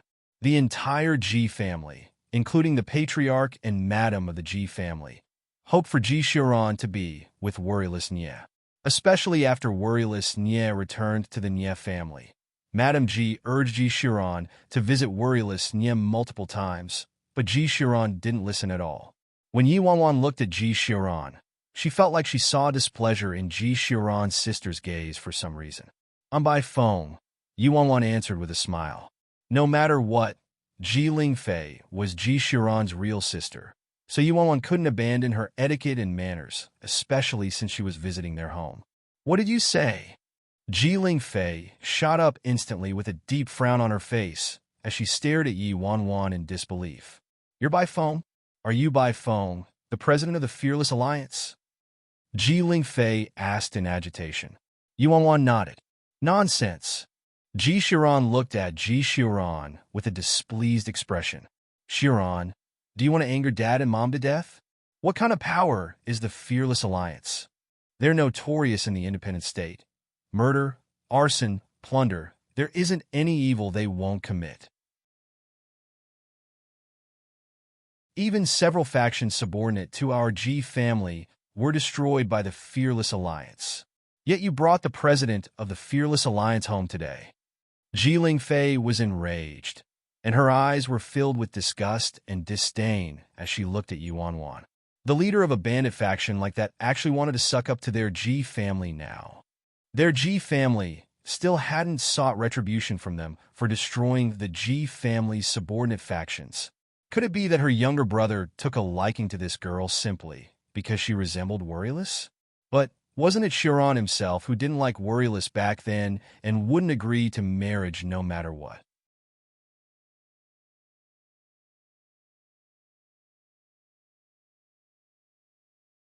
Chapter 1428, I brought Xiao Feng back today because I'd like Mom and Dad to give Xiao Feng entry to the martial arts conference, Ji Shiran said aloofly. "What did you say?" "Entry to the martial arts conference. Give it to President Fearless?" Ji Lingfei laughed from her anger. "Ji Shiran, are you okay? Our Ji family only got a few of such valuable tickets. Yet you want the Ji family to give one to President Fearless?"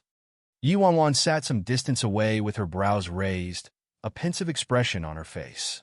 It appeared the Ji family really didn't know about Ji Shiran's relationship with Bai Feng. It also took her by surprise that Ji Shiran brought her back because of the martial arts conference that would be held soon. Yi Wanwan heard about this martial arts conference from Big Dipper. The independent state held the martial arts conference every 3 years. The martial arts conference was held by all the major ancient clans and the martial arts union, and the rules were different every year. If a person displayed outstanding performance during the conference, they could receive invitations from the great ancient clans and become their honored guests. Yi Wanwan wasn't clear about the exact circumstances of the martial arts conference. However, it was very difficult for a lawless faction like the Fearless Alliance to obtain entry to the martial arts conference. When the Fearless Alliance was first established, it received entries once, but the Fearless Alliance never obtained any more entries to the martial arts conference after that, so the value of an entry ticket could be imagined. Yi Wanwan originally didn't intend on participating in some martial arts conference, but after careful consideration, perhaps she could enter an ancient clan after obtaining entry to the martial arts conference. Perhaps she could find Si Yihan of the ancient Si clan. However, based on this situation, the Ji family didn't seem to welcome her and probably wouldn't give her entry. Yi Wanwan always thought the Ji family knew the president of the Fearless Alliance was Ji Xiran's fiancé, but it was only after coming to the Ji residence that she realized she was clearly overthinking. They had never seen by phone, let alone acknowledged her or knew she was Ji Xiran's fiancé. Xiran, entertain President Bai for now. I'm going to see if Dad and Mom have returned yet, Ji Lingfei told Ji Xiran and left the living room. Ji Xiran turned to Yi Wanwan with an aloof smile on his face and gently said, "Don't worry. I brought you back today just for a casual meal." Yi Wanwan glanced at Ji Xiran. What relaxing words. Based on Ji Lingfei's attitude toward her, though, Yi Wanwan could already guess his parents' attitude toward her. Ji Xiran also never told her about coming here to obtain entry to the martial arts conference, so she wasn't prepared in the slightest. Moments later, a stern-looking elderly man led an elegant and poised woman into the living room. Ji Lingfei followed them silently. When the elderly man and woman entered the room, their gazes landed on Yi Wanwan. The woman didn't conceal her apathetic attitude at all. "Father, mother," Ji Xiran greeted them after standing up. Yi Wanwan also swiftly stood up. These two were the patriarch and madam of the Ji family, one of the four great clans of the independent state, and they were also Ji Xiran's parents, as well as her freebie parents-in-law. Madam Ji nodded and sat in the chief seat along with the elderly man. Then, she carefully examined Yi Wanwan.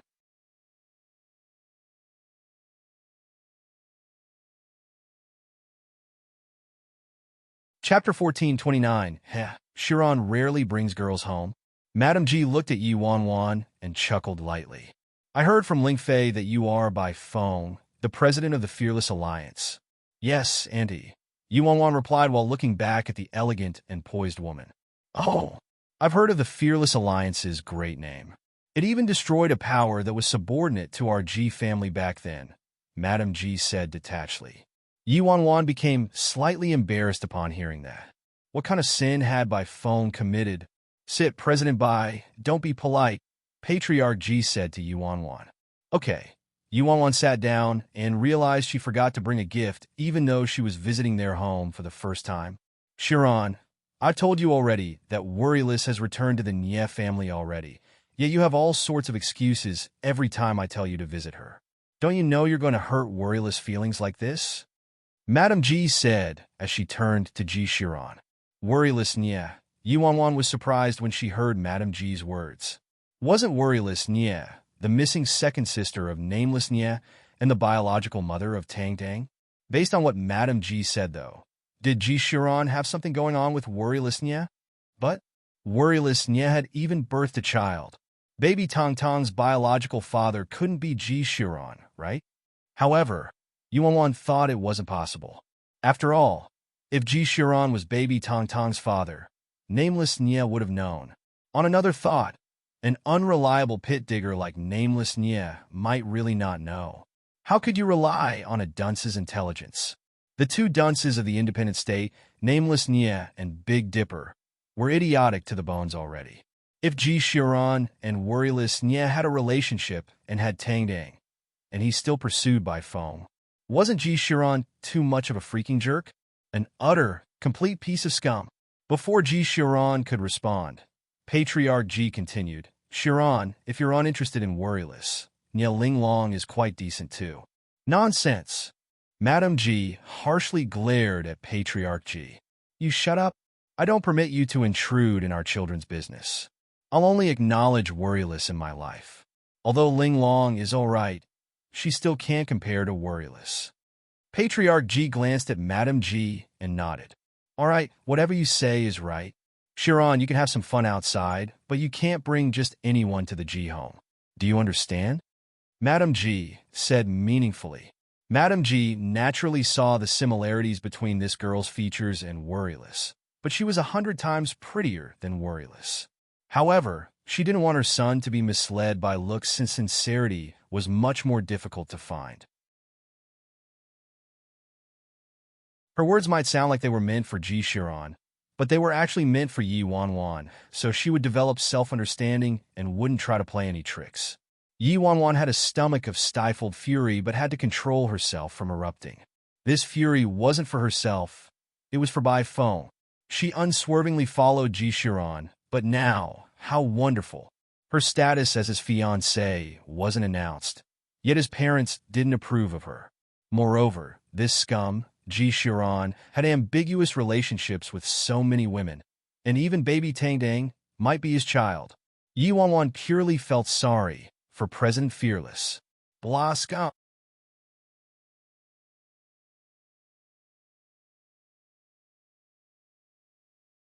Chapter 1430. 1430. As Yi Wanwan looked at Madame Ji and Patriarch Ji, confusion surfaced on her face.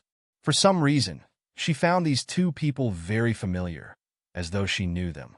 It was like she'd seen them somewhere before, but she couldn't recall anything for now.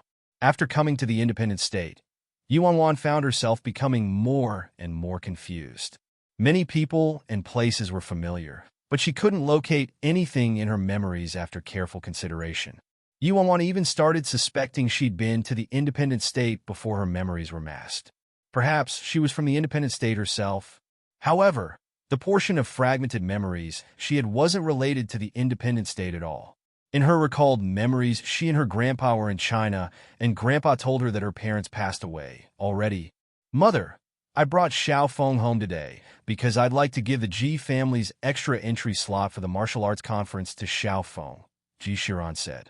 The martial arts conference's entry slot? Madame Ji was clearly startled. As one of the four great clans in the independent state, the Ji family did obtain quite a few entries for the martial arts conference and had an extra entry. However, this type of entry slot was extremely valuable. So how could it be casually given to someone else? Madame Ji didn't say anything and merely glanced at Yi Wanwan aloofly. "Shiran, I'll figure something out to enter the martial arts conference myself," Yi Wanwan said as she turned to Ji Shiran. It was obvious that the rest of the Ji family didn't like her, so it didn't seem realistic for her to obtain an entry slot to the martial arts conference from them. Not just anyone can participate in the martial arts conference, Madame Ji said with a dry smile. Before Yi Wanwan could reply, a middle-aged man swiftly entered the living room and bowed to Patriarch Ji and Madame Ji. "Patriarch, Madam, the third miss of the Nie family is here for a visit." Yi Wanwan was surprised. "Third miss of the Nie family? Isn't that nameless Nie's third sister? I think her name is Nie Linglong." Yi Wanwan might look calm on the surface, but turbulent emotions stormed through her on the inside. Back when she had a video call with Tang Dang in China while Tang Dang was in the independent state, nameless Nie's third sister, Nie Linglong, saw her. "If I'm recognized, wouldn't I be exposed? However, it's too late for me to leave now." Yi Wanwan straightened her body. Her only solution now was to meet each crisis with an impromptu solution. Even if she was recognized, she'd be fine as long as she refused to admit it. As the middle-aged man finished speaking, a tall, slender, good-looking woman with ink-colored hair that reached her waist strolled into the Ji family's living room with two girls dressed as maids behind her. "Uncle, Auntie," Nie Linglong sweetly greeted them while looking at Patriarch Ji and Madame Ji with a docile demeanor. Patriarch Ji nodded curtly while Madame Ji quickly stood up. "Linglong, how come you didn't tell us before coming?" Madame Ji grasped Nie Linglong's hand, her eyes brimming with adoration for the girl. Madame Ji liked both worryless Nie and Nie Linglong from the Nie family a lot, especially since she watched Nie Linglong grow up. Nie Linglong chuckled and said, "Linglong has missed you after not seeing you for many days. I happened to pass by the Ji estate today, so I bought some things and came to visit Uncle and Auntie."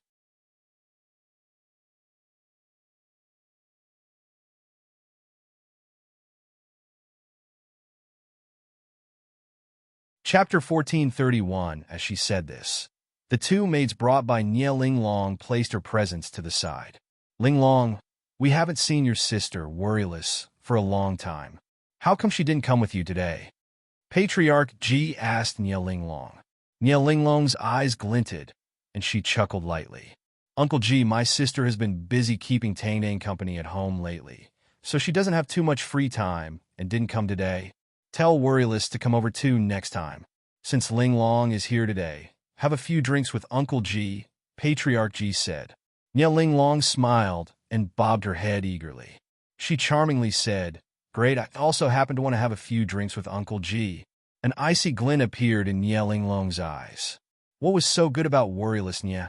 Not only did she get impregnated by a wild man and shame the Nie family, causing them to be unable to stand proud in the independent state for many years, but she even disappeared for many years and went to China with that wild man. In Nie Ling Long's eyes, a lousy tramp like Worryless didn't deserve to taint even a hair on Ji Xiran. Now, the patriarch and madam of the Ji family kept thinking about that harlot, Worryless. Thankfully, she made preparations ahead of time and got someone to pretend to be Worryless Nie. All right, how's Tang Dang doing lately? Madam Ji asked with a smile.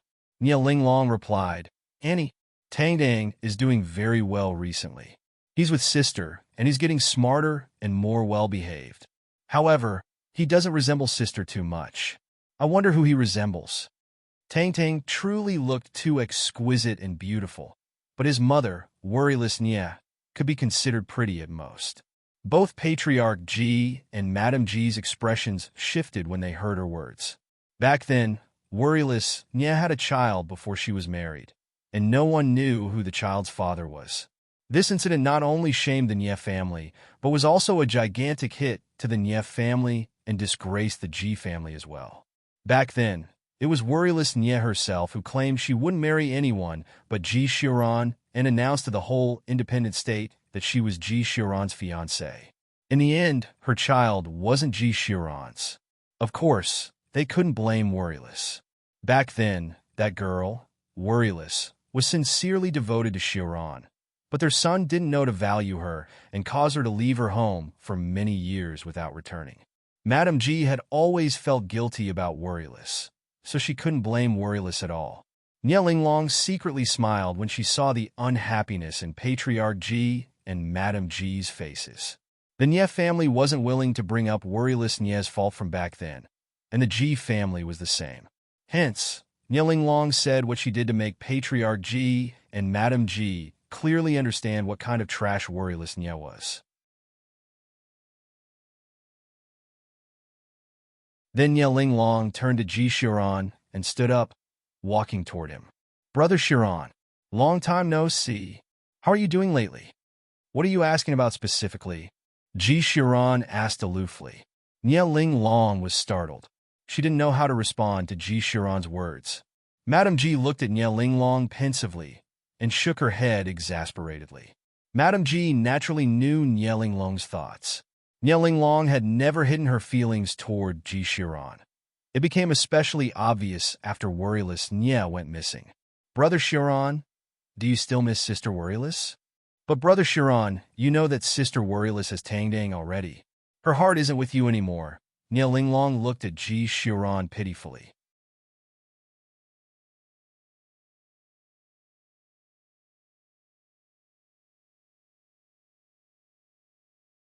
Chapter 1432. 1432. Upon hearing that, both Madam Ji and Patriarch Ji shook their heads. Nie Ling Long spoke the truth. Ever since Worryless Nie was found and returned to the Nie family, she hadn't stepped foot in the Ji residence or sought Ji Xiran out for a reunion. If this was the past, Worryless Nie would have wished nothing more than to live at the Ji estate every day, and her eyes would be glued to Ji Xiran even when eating. Ji Xiran had an indescribable smile on his lips, and he sent a fleeting glance to Nie Ling Long, but didn't say anything. On the side, Yi Wanwan gritted her teeth in fury. Ji Xiran was absolutely a piece of scum. She was sitting right next to him, but he remained intricately entangled with the Nie sisters.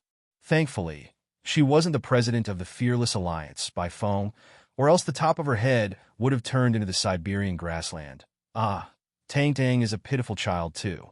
He was abandoned at home after Sister gave birth to him and hasn't felt his parents' love since he was born. It would be fine if that was it, but Tang Tang still doesn't know who his biological father is. Nie Ling Long's eyes looked misty, as though her heart immensely ached for Tang Tang. What deep sisterly affections you two have, Ji Xiran commented with a smile. Nie Ling Long gently nodded. I'm the most grateful to Sister Worryless in this world. If it weren't for Sister Worryless, I would have died a long time ago. Of course, I hope for Sister Worryless to be happy from the bottom of my heart. So it's wonderful now that Sister Worryless is home and has Tang Tang for company. Ling Long, while your Sister Worryless wasn't home all these years, it was you who took care of Tang Tang by yourself and didn't even have time to find a boyfriend. It's been hard on you. Madame G looked at Nie Ling Long with heartache on her face. It would be nothing even if I'm single my whole life for my sister's sake. Nie Ling Long donned a docile demeanor. Your Sister Worryless is lucky to have a sensible and clever sister like you, Patriarch G said with a smile. Uncle G, I'm just doing what a sister should. Anyway, if it weren't for Sister, I would have died already. I'm the one who's lucky to be Sister's younger sister, Nie Ling Long replied. Let's talk about something else. Ji Shiran's slender fingers lightly tapped the arm of his chair. Sure, whatever Brother Shiran says. Nie Ling Long nodded, but her brows furrowed lightly when she caught sight of Yi Wanwan from the corner of her eyes.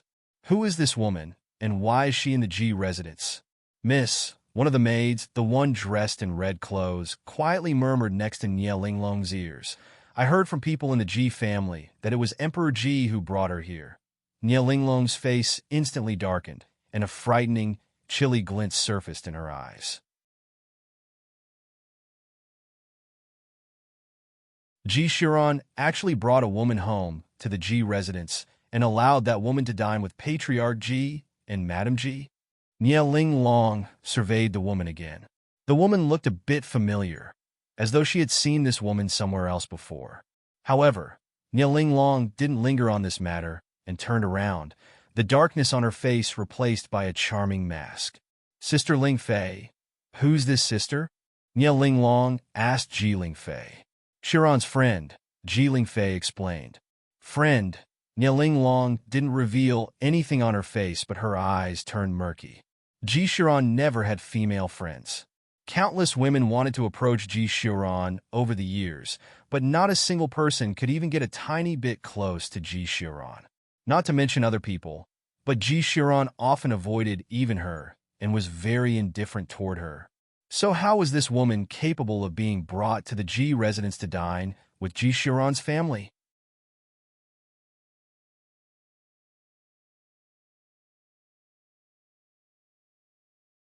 Chapter 1433. 1433, have we met somewhere before? Nie Ling Long suddenly turned to Yi Wanwan and asked. Yi Wanwan's face shifted immediately. Seriously, what I'm afraid of is unavoidable. I don't think so, Miss Nie. Yi Wanwan replied aloofly with a glance at Nie Ling Long. Nie Ling Long's two servants instantly turned angry when they saw Yi Wanwan's attitude. Just who does this woman think she is? How dare she treat and look at the third miss of the Nie family like this? If she weren't Ji Shiran's friend and they weren't at the Ji estate, they would have definitely made her regret speaking like that. Hello, I'm Nie Ling Long. Since you're Brother Shiran's friend, you're my friend as well. What's your name? Nie Ling Long asked Yi Wanwan with a smile. Bai Feng, Yi Wanwan answered calmly. Bai Feng, is it? I feel like I've heard this name somewhere before. Nie Ling Long looked pensive, but couldn't recall where. She quickly asked, "Oh right, when did Miss Bai meet Brother Shiran? I've never heard Brother Shiran mention you." Yi Wanwan was puzzled. Didn't third Miss Nien know she was the president of the Fearless Alliance and Ji Shiran's fiancée? Yi Wanwan's female intuition instinctively told her Nie Ling Long was hostile toward her. Nie Ling Long's every word seemed to assert her dominance, as though Ji Shiran belonged to her. Brother Shiran is normally buried in work and can't take care of himself properly. But Brother Shiran has looked more lively lately. It must be because Sister Bai Feng is taking good care of Brother Shiran. Allow me to thank Sister Bai Feng for taking care of Brother Shiran. The corners of Nie Ling Long's lips turned up as she looked at Yi Wanwan. Fury ignited in Yi Wanwan's heart. Although she wasn't the real Bai Feng or Ji Shiran's fiancée, she was currently using Bai Feng's identity, so she felt somewhat indebted to Bai Feng. Since she was using Bai Feng's identity, how could she allow this woman to steal Bai Feng's man? Moreover, with Bai Feng's personality, she absolutely wouldn't allow people to trample all over her in this kind of situation. Yi Wanwan ignored Nie Linglong and turned to Ji Shiran instead. She asked, Shiran, who is she? She seems close to you? Before Ji Shiran could respond, Nie Linglong's expression darkened. It was so black that ink could drip from her face. Her every word secretly asserted her dominance. But this woman was even more straightforward. This woman provoked her directly. A friend, Ji Shiran said to Yi Wanwan. A friend? Yi Wanwan smiled sardonically. A friend? Huh? Since she's a friend, you should have introduced her to me earlier. The two maids next to Nie Linglong both clenched their fists tightly, rage boiling in their eyes. Yes, Ji Shiran responded with a nod. As they spoke, the Ji family's servants entered the hall with food in tow. Let's eat, Ji Shiran said. Sure. Nie Linglong obediently sat next to Ji Shiran and directed a piece of meat toward Ji Shiran's bowl. Yi Wanwan wore a bright smile and picked out the piece of meat from Ji Shiran's bowl before he could pick up his chopsticks. Nie Linglong expressionlessly stared at Yi Wanwan. Shiran, you've had so many business gatherings lately, so you should eat less meat. Here, have some vegetables. Yi Wanwan picked up a giant piece of leek and placed it into Ji Shiran's bowl.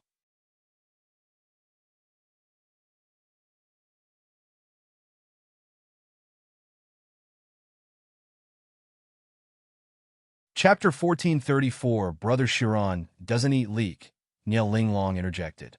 However, just as Nie Linglong said that, Ji Shiran picked up the leek and ate it. It tastes good, Ji Shiran said. A vein popped out of Nie Linglong's forehead. Just who was this woman? How could she cause Ji Shiran to act like this? However, Nie Linglong gathered her emotions swiftly and docilely looked at Ji Shiran. She gently asked, Brother Shiran, you've never eaten leek before. I eat it now, Ji Shiran answered. Yi Wanwan's lips turned up. It appeared Ji Shiran's desire to live was very strong. Uncle Ji, let's make a toast. Nie Linglong stood up suddenly and raised her glass toward Patriarch Ji with a sweet smile. Patriarch Ji nodded and downed the glass. Yi Wanwan also picked up her glass and filled it. Then she stood up and said to Patriarch Ji, Uncle, cheers.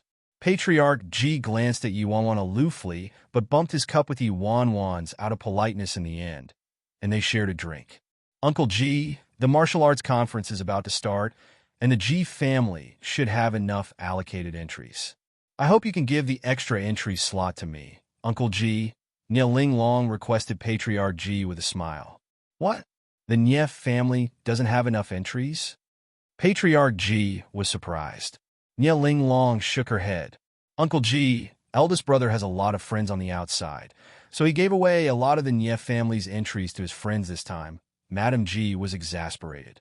They might have doubted it if it was someone else, but Nameless Nie was definitely someone who would do something like that. Sure, Annie will give an entry to you, Madame Ji said with a smile. Nie Linglong looked joyfully surprised upon hearing that, and hastily stood up to toast Madame Ji. Yi Wanwan didn't speak at all for the rest of the meal, and merely watched Nie Linglong perform. Nie Linglong finally stood up after some more casual conversation with Madame Ji and Patriarch Ji, and left with her two maids. Nie Linglong's eyes indifferently swept over Yi Wanwan's figure before she left the Ji estate without looking back. Linglong is truly an extraordinary child. Madame Ji looked very fond as she said. Back then, Worryless was Scarlet Flames Academy's legend and created all sorts of records in the Scarlet Flames Mercenary Guild. However, Linglong broke all the records Worryless created. Yi Wanwan was startled. She naturally knew about the Scarlet Flames Academy of the Independent State and heard quite a handful of stories about the Scarlet Flames Academy from Big Dipper. Rumors said that Worryless Nie, the renowned second miss of the Nie family and the second sister of Nameless Nie, once studied at Scarlet Flames Mercenary Academy and established many of the records in the Scarlet Flames Mercenary Guild.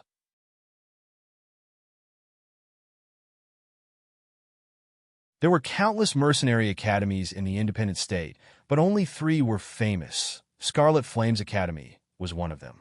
In the early days, the 3 famous mercenary academies had an acrimonious relationship, and many students of the Scarlet Flames Academy were assassinated by the 2 other mercenary academies when they went out on missions. Eventually, worryless Nye stepped up and gave the geniuses and top students of the other two academies a fierce beating. She became the idol of the entire Scarlet Flames Academy and was labeled its legend and the most heroic student of the Scarlet Flames Academy.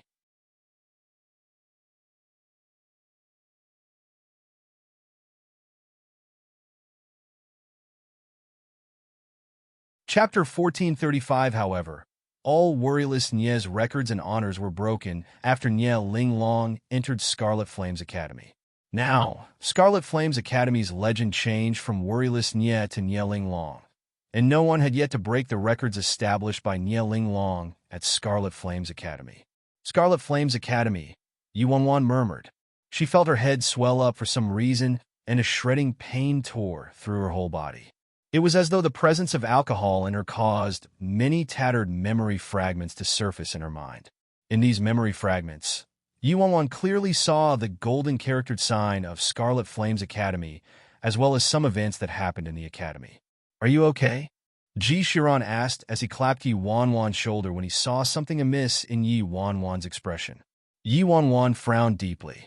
Her memories were absolutely chaotic, and she reflexively blurted out, "I think I've been to Scarlet Flames Academy before." A glint sparkled in Ji Shiran's eyes when he heard this. He didn't look away from Yi Wanwan for a single second. This was a symptom of memory recovery. Worryless Nye entered Scarlet Flames Academy 2 times back then. The first time, she used the identity of Worryless Nye to enter Scarlet Flames Academy and became its legend. The second time, she used the alias of Demon to enter Scarlet Flames Academy and transform from being a student to its chief instructor. However, her identity as Demon the instructor wasn't as famous as Worryless Nye, and very few people knew Demon was Worryless Nye. The second time Worryless Nye entered Scarlet Flames Academy was a flash in the pan, and she was there in name only. She rarely made appearances at the academy. Now, Yuanwan suddenly said she seemed to have gone to Scarlet Flames Academy before, a surprise to Ji Shiran. Everyone knew that after memory masking, the old memories were basically erased, and it was very difficult to recover them. Soon, Yuanwan regained her wits, and her mind was clearer than normal due to the intense pain in her head earlier. Ji Shiran looked at Ji Lingfei nearby and said frankly, "Give the martial arts conference's invitation to me." "No." Ji Lingfei furrowed her brows deeply. The Ji family's invitations for the martial arts conference were all in Ji Lingfei's safekeeping. Ji Shiran merely extended his hand toward Ji Lingfei. His tone didn't allow for any dissent as he said, "Give it to me." Ji Lingfei was startled. She had rarely ever seen Ji Shiran so serious. It wasn't only Ji Lingfei, though.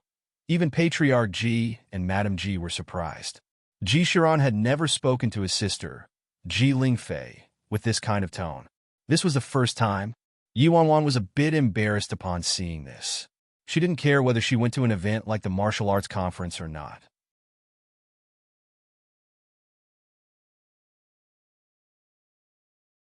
If obtaining an invitation to the martial arts conference would cause Ji Shiran to have an argument with his family, she would rather not go. However, Yuanwan didn't dare to say anything, afraid that the conflict would worsen. Moreover, she was a fake, so the more she said, the more likely she'd expose herself, especially in front of someone like Emperor Ji. In the end, Ji Lingfei relented and turned to leave. When she returned, she threw a silver token at Ji Shiran. It was true that Patriarch Ji and Madame Ji didn't want to give the martial arts conference's invitation to President Fearless, but Ji Shiran had to have a reason for his staunch attitude, so they had no choice but to accept it regardless of their displeasure.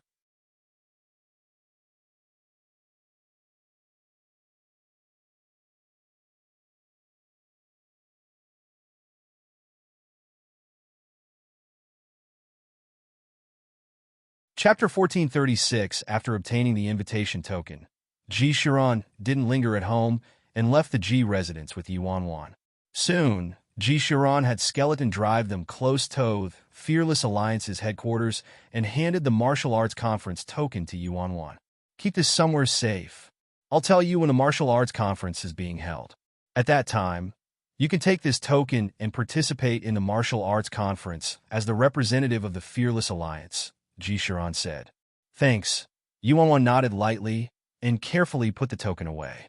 After Yi Wanwan returned to the Fearless Alliance's headquarters, Skeleton turned to Ji Shiran and said, Emperor Ji, did you want Miss Worryless to participate in the martial arts conference this time to whiten the Fearless Alliance's name and allow them to become a member of the coalition? Ji Shiran nodded. That's right. The Fearless Alliance is in an extremely precarious situation right now. The Fearless Alliance offended too many factions, not to even mention Azura. However, Worryless hasn't recovered her memories yet and can't respond to many affairs, so it's too dangerous for her. Skeleton looked pensive upon hearing that. If Worryless Nye could pass the assessment and become a member of the coalition, then those other factions would have second thoughts about acting against Worryless Nye and the Fearless Alliance. At the same time, inside her office, Yi Wanwan sat and watched the sound asleep virus and Great White. She examined the silver token in her hand as snippets of memories of Scarlet Flame's mercenary guild surfaced in her mind again. Yi Wanwan became more and more puzzled. These memory fragments looked extremely realistic. Why would this kind of memory fragment surface in her mind if she wasn't a resident of the independent state? Could it be she really was a resident of the independent state? Or she visited the independent state before? If she really was a resident of the independent state, could it be possible that she really was the president of the Fearless Alliance, Bro Flat Top? This couldn't all be a coincidence. However, the president of the Fearless Alliance, by phone, clearly had parents. Meanwhile, her grandfather told her parents had passed away. What exactly is going on here? While Yi Wanwan was drowning in this tornado of thoughts, Big Dipper pushed open the door and swaggered into the office. Damn! When Big Dipper approached Yi Wanwan and saw the silver token she was playing with, his expression transformed instantly. Big Dipper's shout disrupted Yi Wanwan's contemplation. Yi Wanwan looked up and glanced at Big Dipper from the corners of her eyes with displeasure clear on her face. Didn't I tell you to remember to knock when you enter my office? Also, don't freak out like that from now on.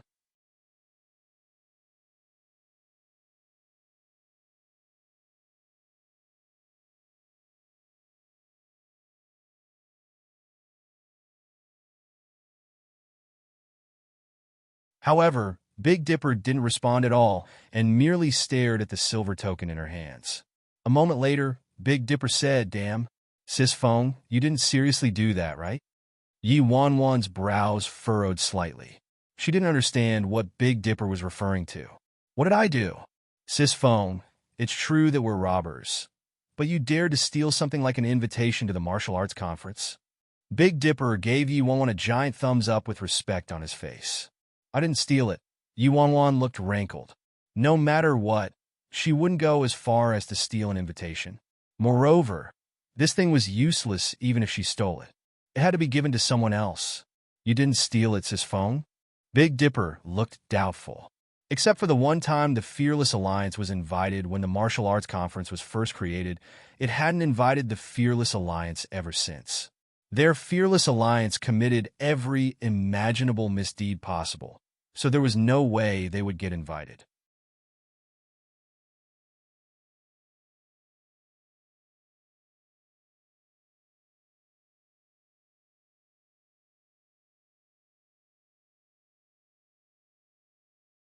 Chapter 1437 Big Dipper didn't believe her, but Yi Wanwan was too lazy to continue explaining. Big Dipper was full of suspicion. Sis Fong, you really didn't steal it? Could it be that the coalition really invited us? Ji Shiran gave it to me, Yi Wanwan answered. Damn, Emperor Ji gave it to you. Big Dipper was taken back and astonished. He wants to humiliate our Fearless Alliance. Humiliate the Fearless Alliance? Yi Wanwan stared at Big Dipper. What do you mean? Sis Fong, think about it. Our Fearless Alliance has always been a lone wolf and never participates in the conflicts between the coalition and prison. Additionally, our Fearless Alliance has only participated in the martial arts conference once before and ended up being kicked out. Yet, Emperor Ji gave us an invitation now. I think we'd be better off not participating in it, Big Dipper said. Yu had a cursory understanding about prison and the coalition. Many years ago, a faction named Prison single-handedly lorded over the independent state and did whatever they wanted. No other faction dared to provoke them. Later, many powerful factions formed a coalition and waged war against Prison.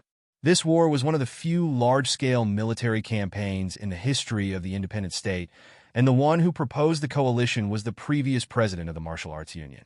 After many years of fighting, Prison was forced to retreat, and this was when the martial arts union, which was composed of many great factions, came into power. For example, the four great clans, along with other major factions, were once members of the coalition, but the four great clans left the coalition after the war with Prison concluded and were members in name only.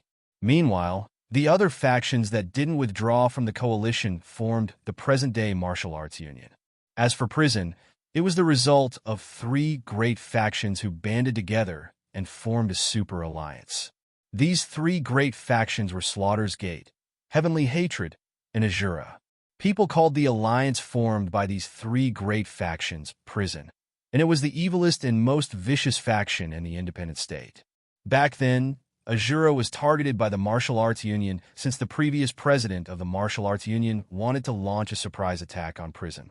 After Azura was surrounded, both Slaughter's Gate and Heavenly Hatred acted and sent out an immense number of top experts to fight the martial arts union to the death.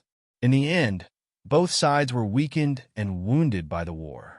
After Lord Azura went missing, Prison lost an ally, so they hibernated in their cave and didn't do anything big for many years.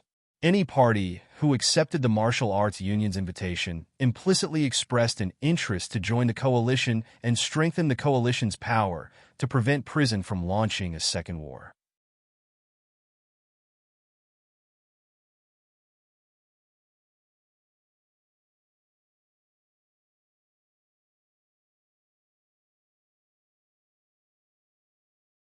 Phone, I'm uninterested in joining the coalition, but if we were to join Prison, that'd be so awesome and impressive.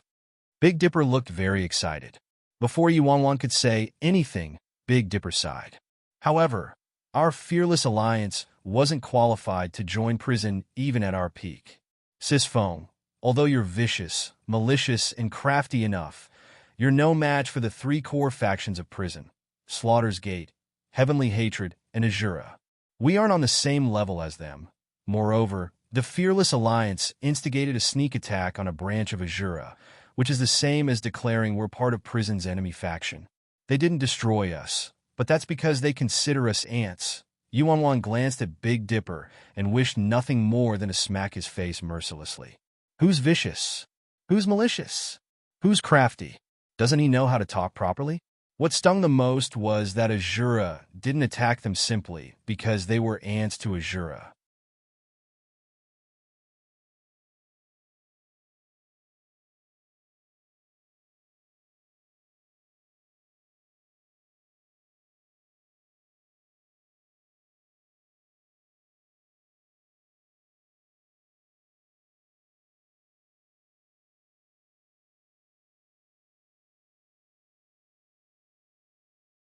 Chapter 1438, however. Even Yuan didn't expect Big Dipper's words today to become the truth in the future. The current Yuan never would have imagined the Fearless Alliance would seriously sign an alliance pact with Azura, Heavenly Hatred, and Slaughter's Gate under her leadership, allowing the Fearless Alliance to become the fourth member of Prison. Of course, that was future talk. Back in this current moment, Yuan put away the invitation token and turned to Big Dipper. Where's the Star Destroyer mercenary team? Big Dipper shrugged and replied, after leaving the manor, the three of them chased after me, asking for money. I ran away and have no idea where they are. Yuan. Although those three people loved money as much as their lives, she had an employer-employee relationship with them and had to pay the money due to them. Why the heck did they run away? Send them $100,000. The money you conned out a piece of shit last time is just enough. Yuan ordered Big Dipper. Big Dipper's expression abruptly shifted, and he rushed to change the topic. All right, Phone. I came to see you for official business. Speak, Yuan said. Those old geezers want to have a meeting with you. They said something about a big subordinate faction under Azura destroying the territory of a fearless alliance branch. Azura's subordinate power? Yuanwan was taken back. Azura's subordinate power destroyed a fearless alliance branch?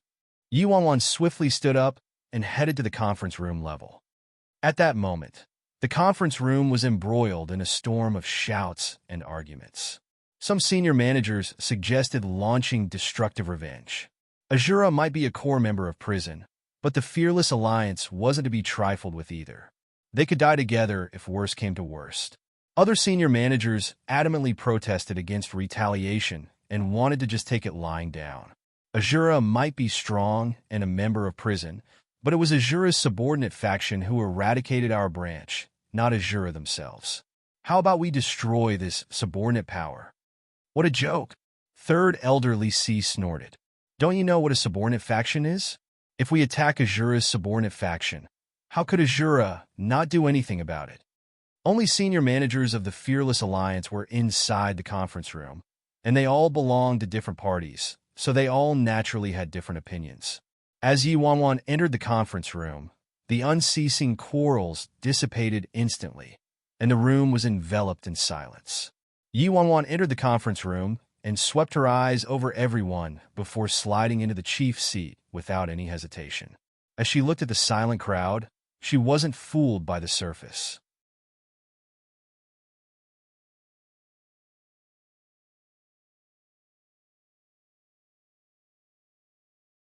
Everyone here was secretly operating for their own goals, and they all wanted to find proof that she wasn't the president of the Fearless Alliance and kill her.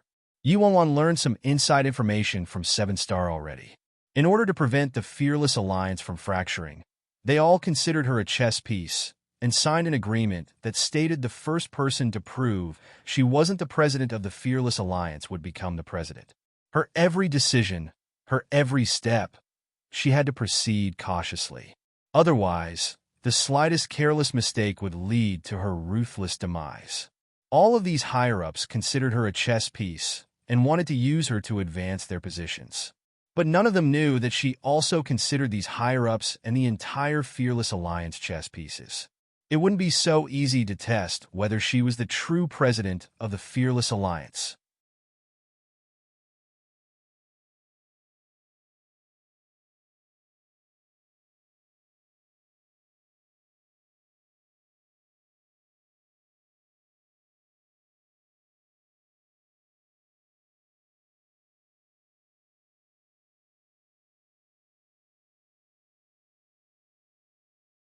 Chapter 1439. 1439. Speak. Yi Wanwan aloofly swept her eyes over Third Elder and the others. President, you just returned from Azura's conference. Didn't something happen during the conference? An elderly man said meaningfully as he turned to Yi Wanwan. These higher-ups were indeed shocked when they learned Yi Wanwan returned from Azura's conference completely unharmed. Lord Azura actually didn't do anything to this woman despite his personality. But this was good too. If Yi Wanwan seriously died in the hands of Lord Azura, then their detective game would probably have to end. Since Yi Wanwan didn't die, they could continue to search for evidence that Yi Wanwan was pretending to be the president of the Fearless Alliance. What? Did you think something would happen at the conference? Yi Wanwan asked coldly while staring at the elderly man. The elderly man chuckled lightly and shook his head but didn't say anything.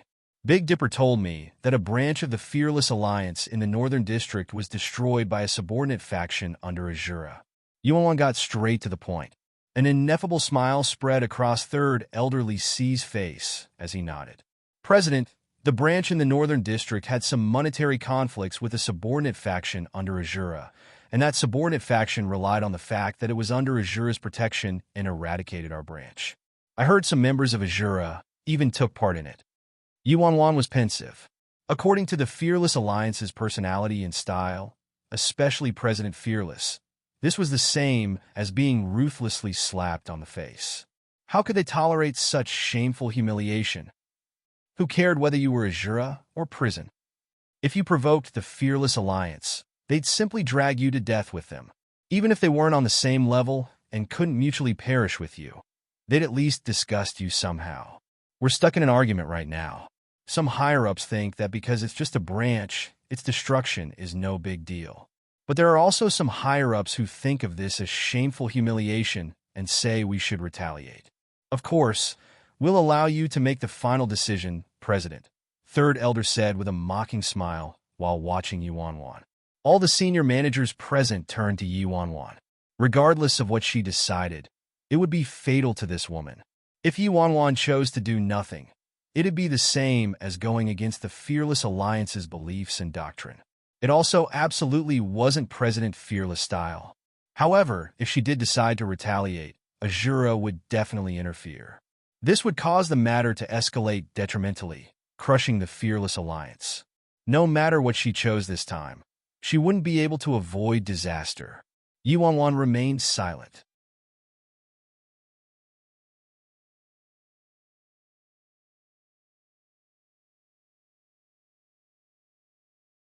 After an unknown amount of time passed, Yi Wanwan ended up deciding that she had to seek revenge for this matter, and she had to personally lead the group.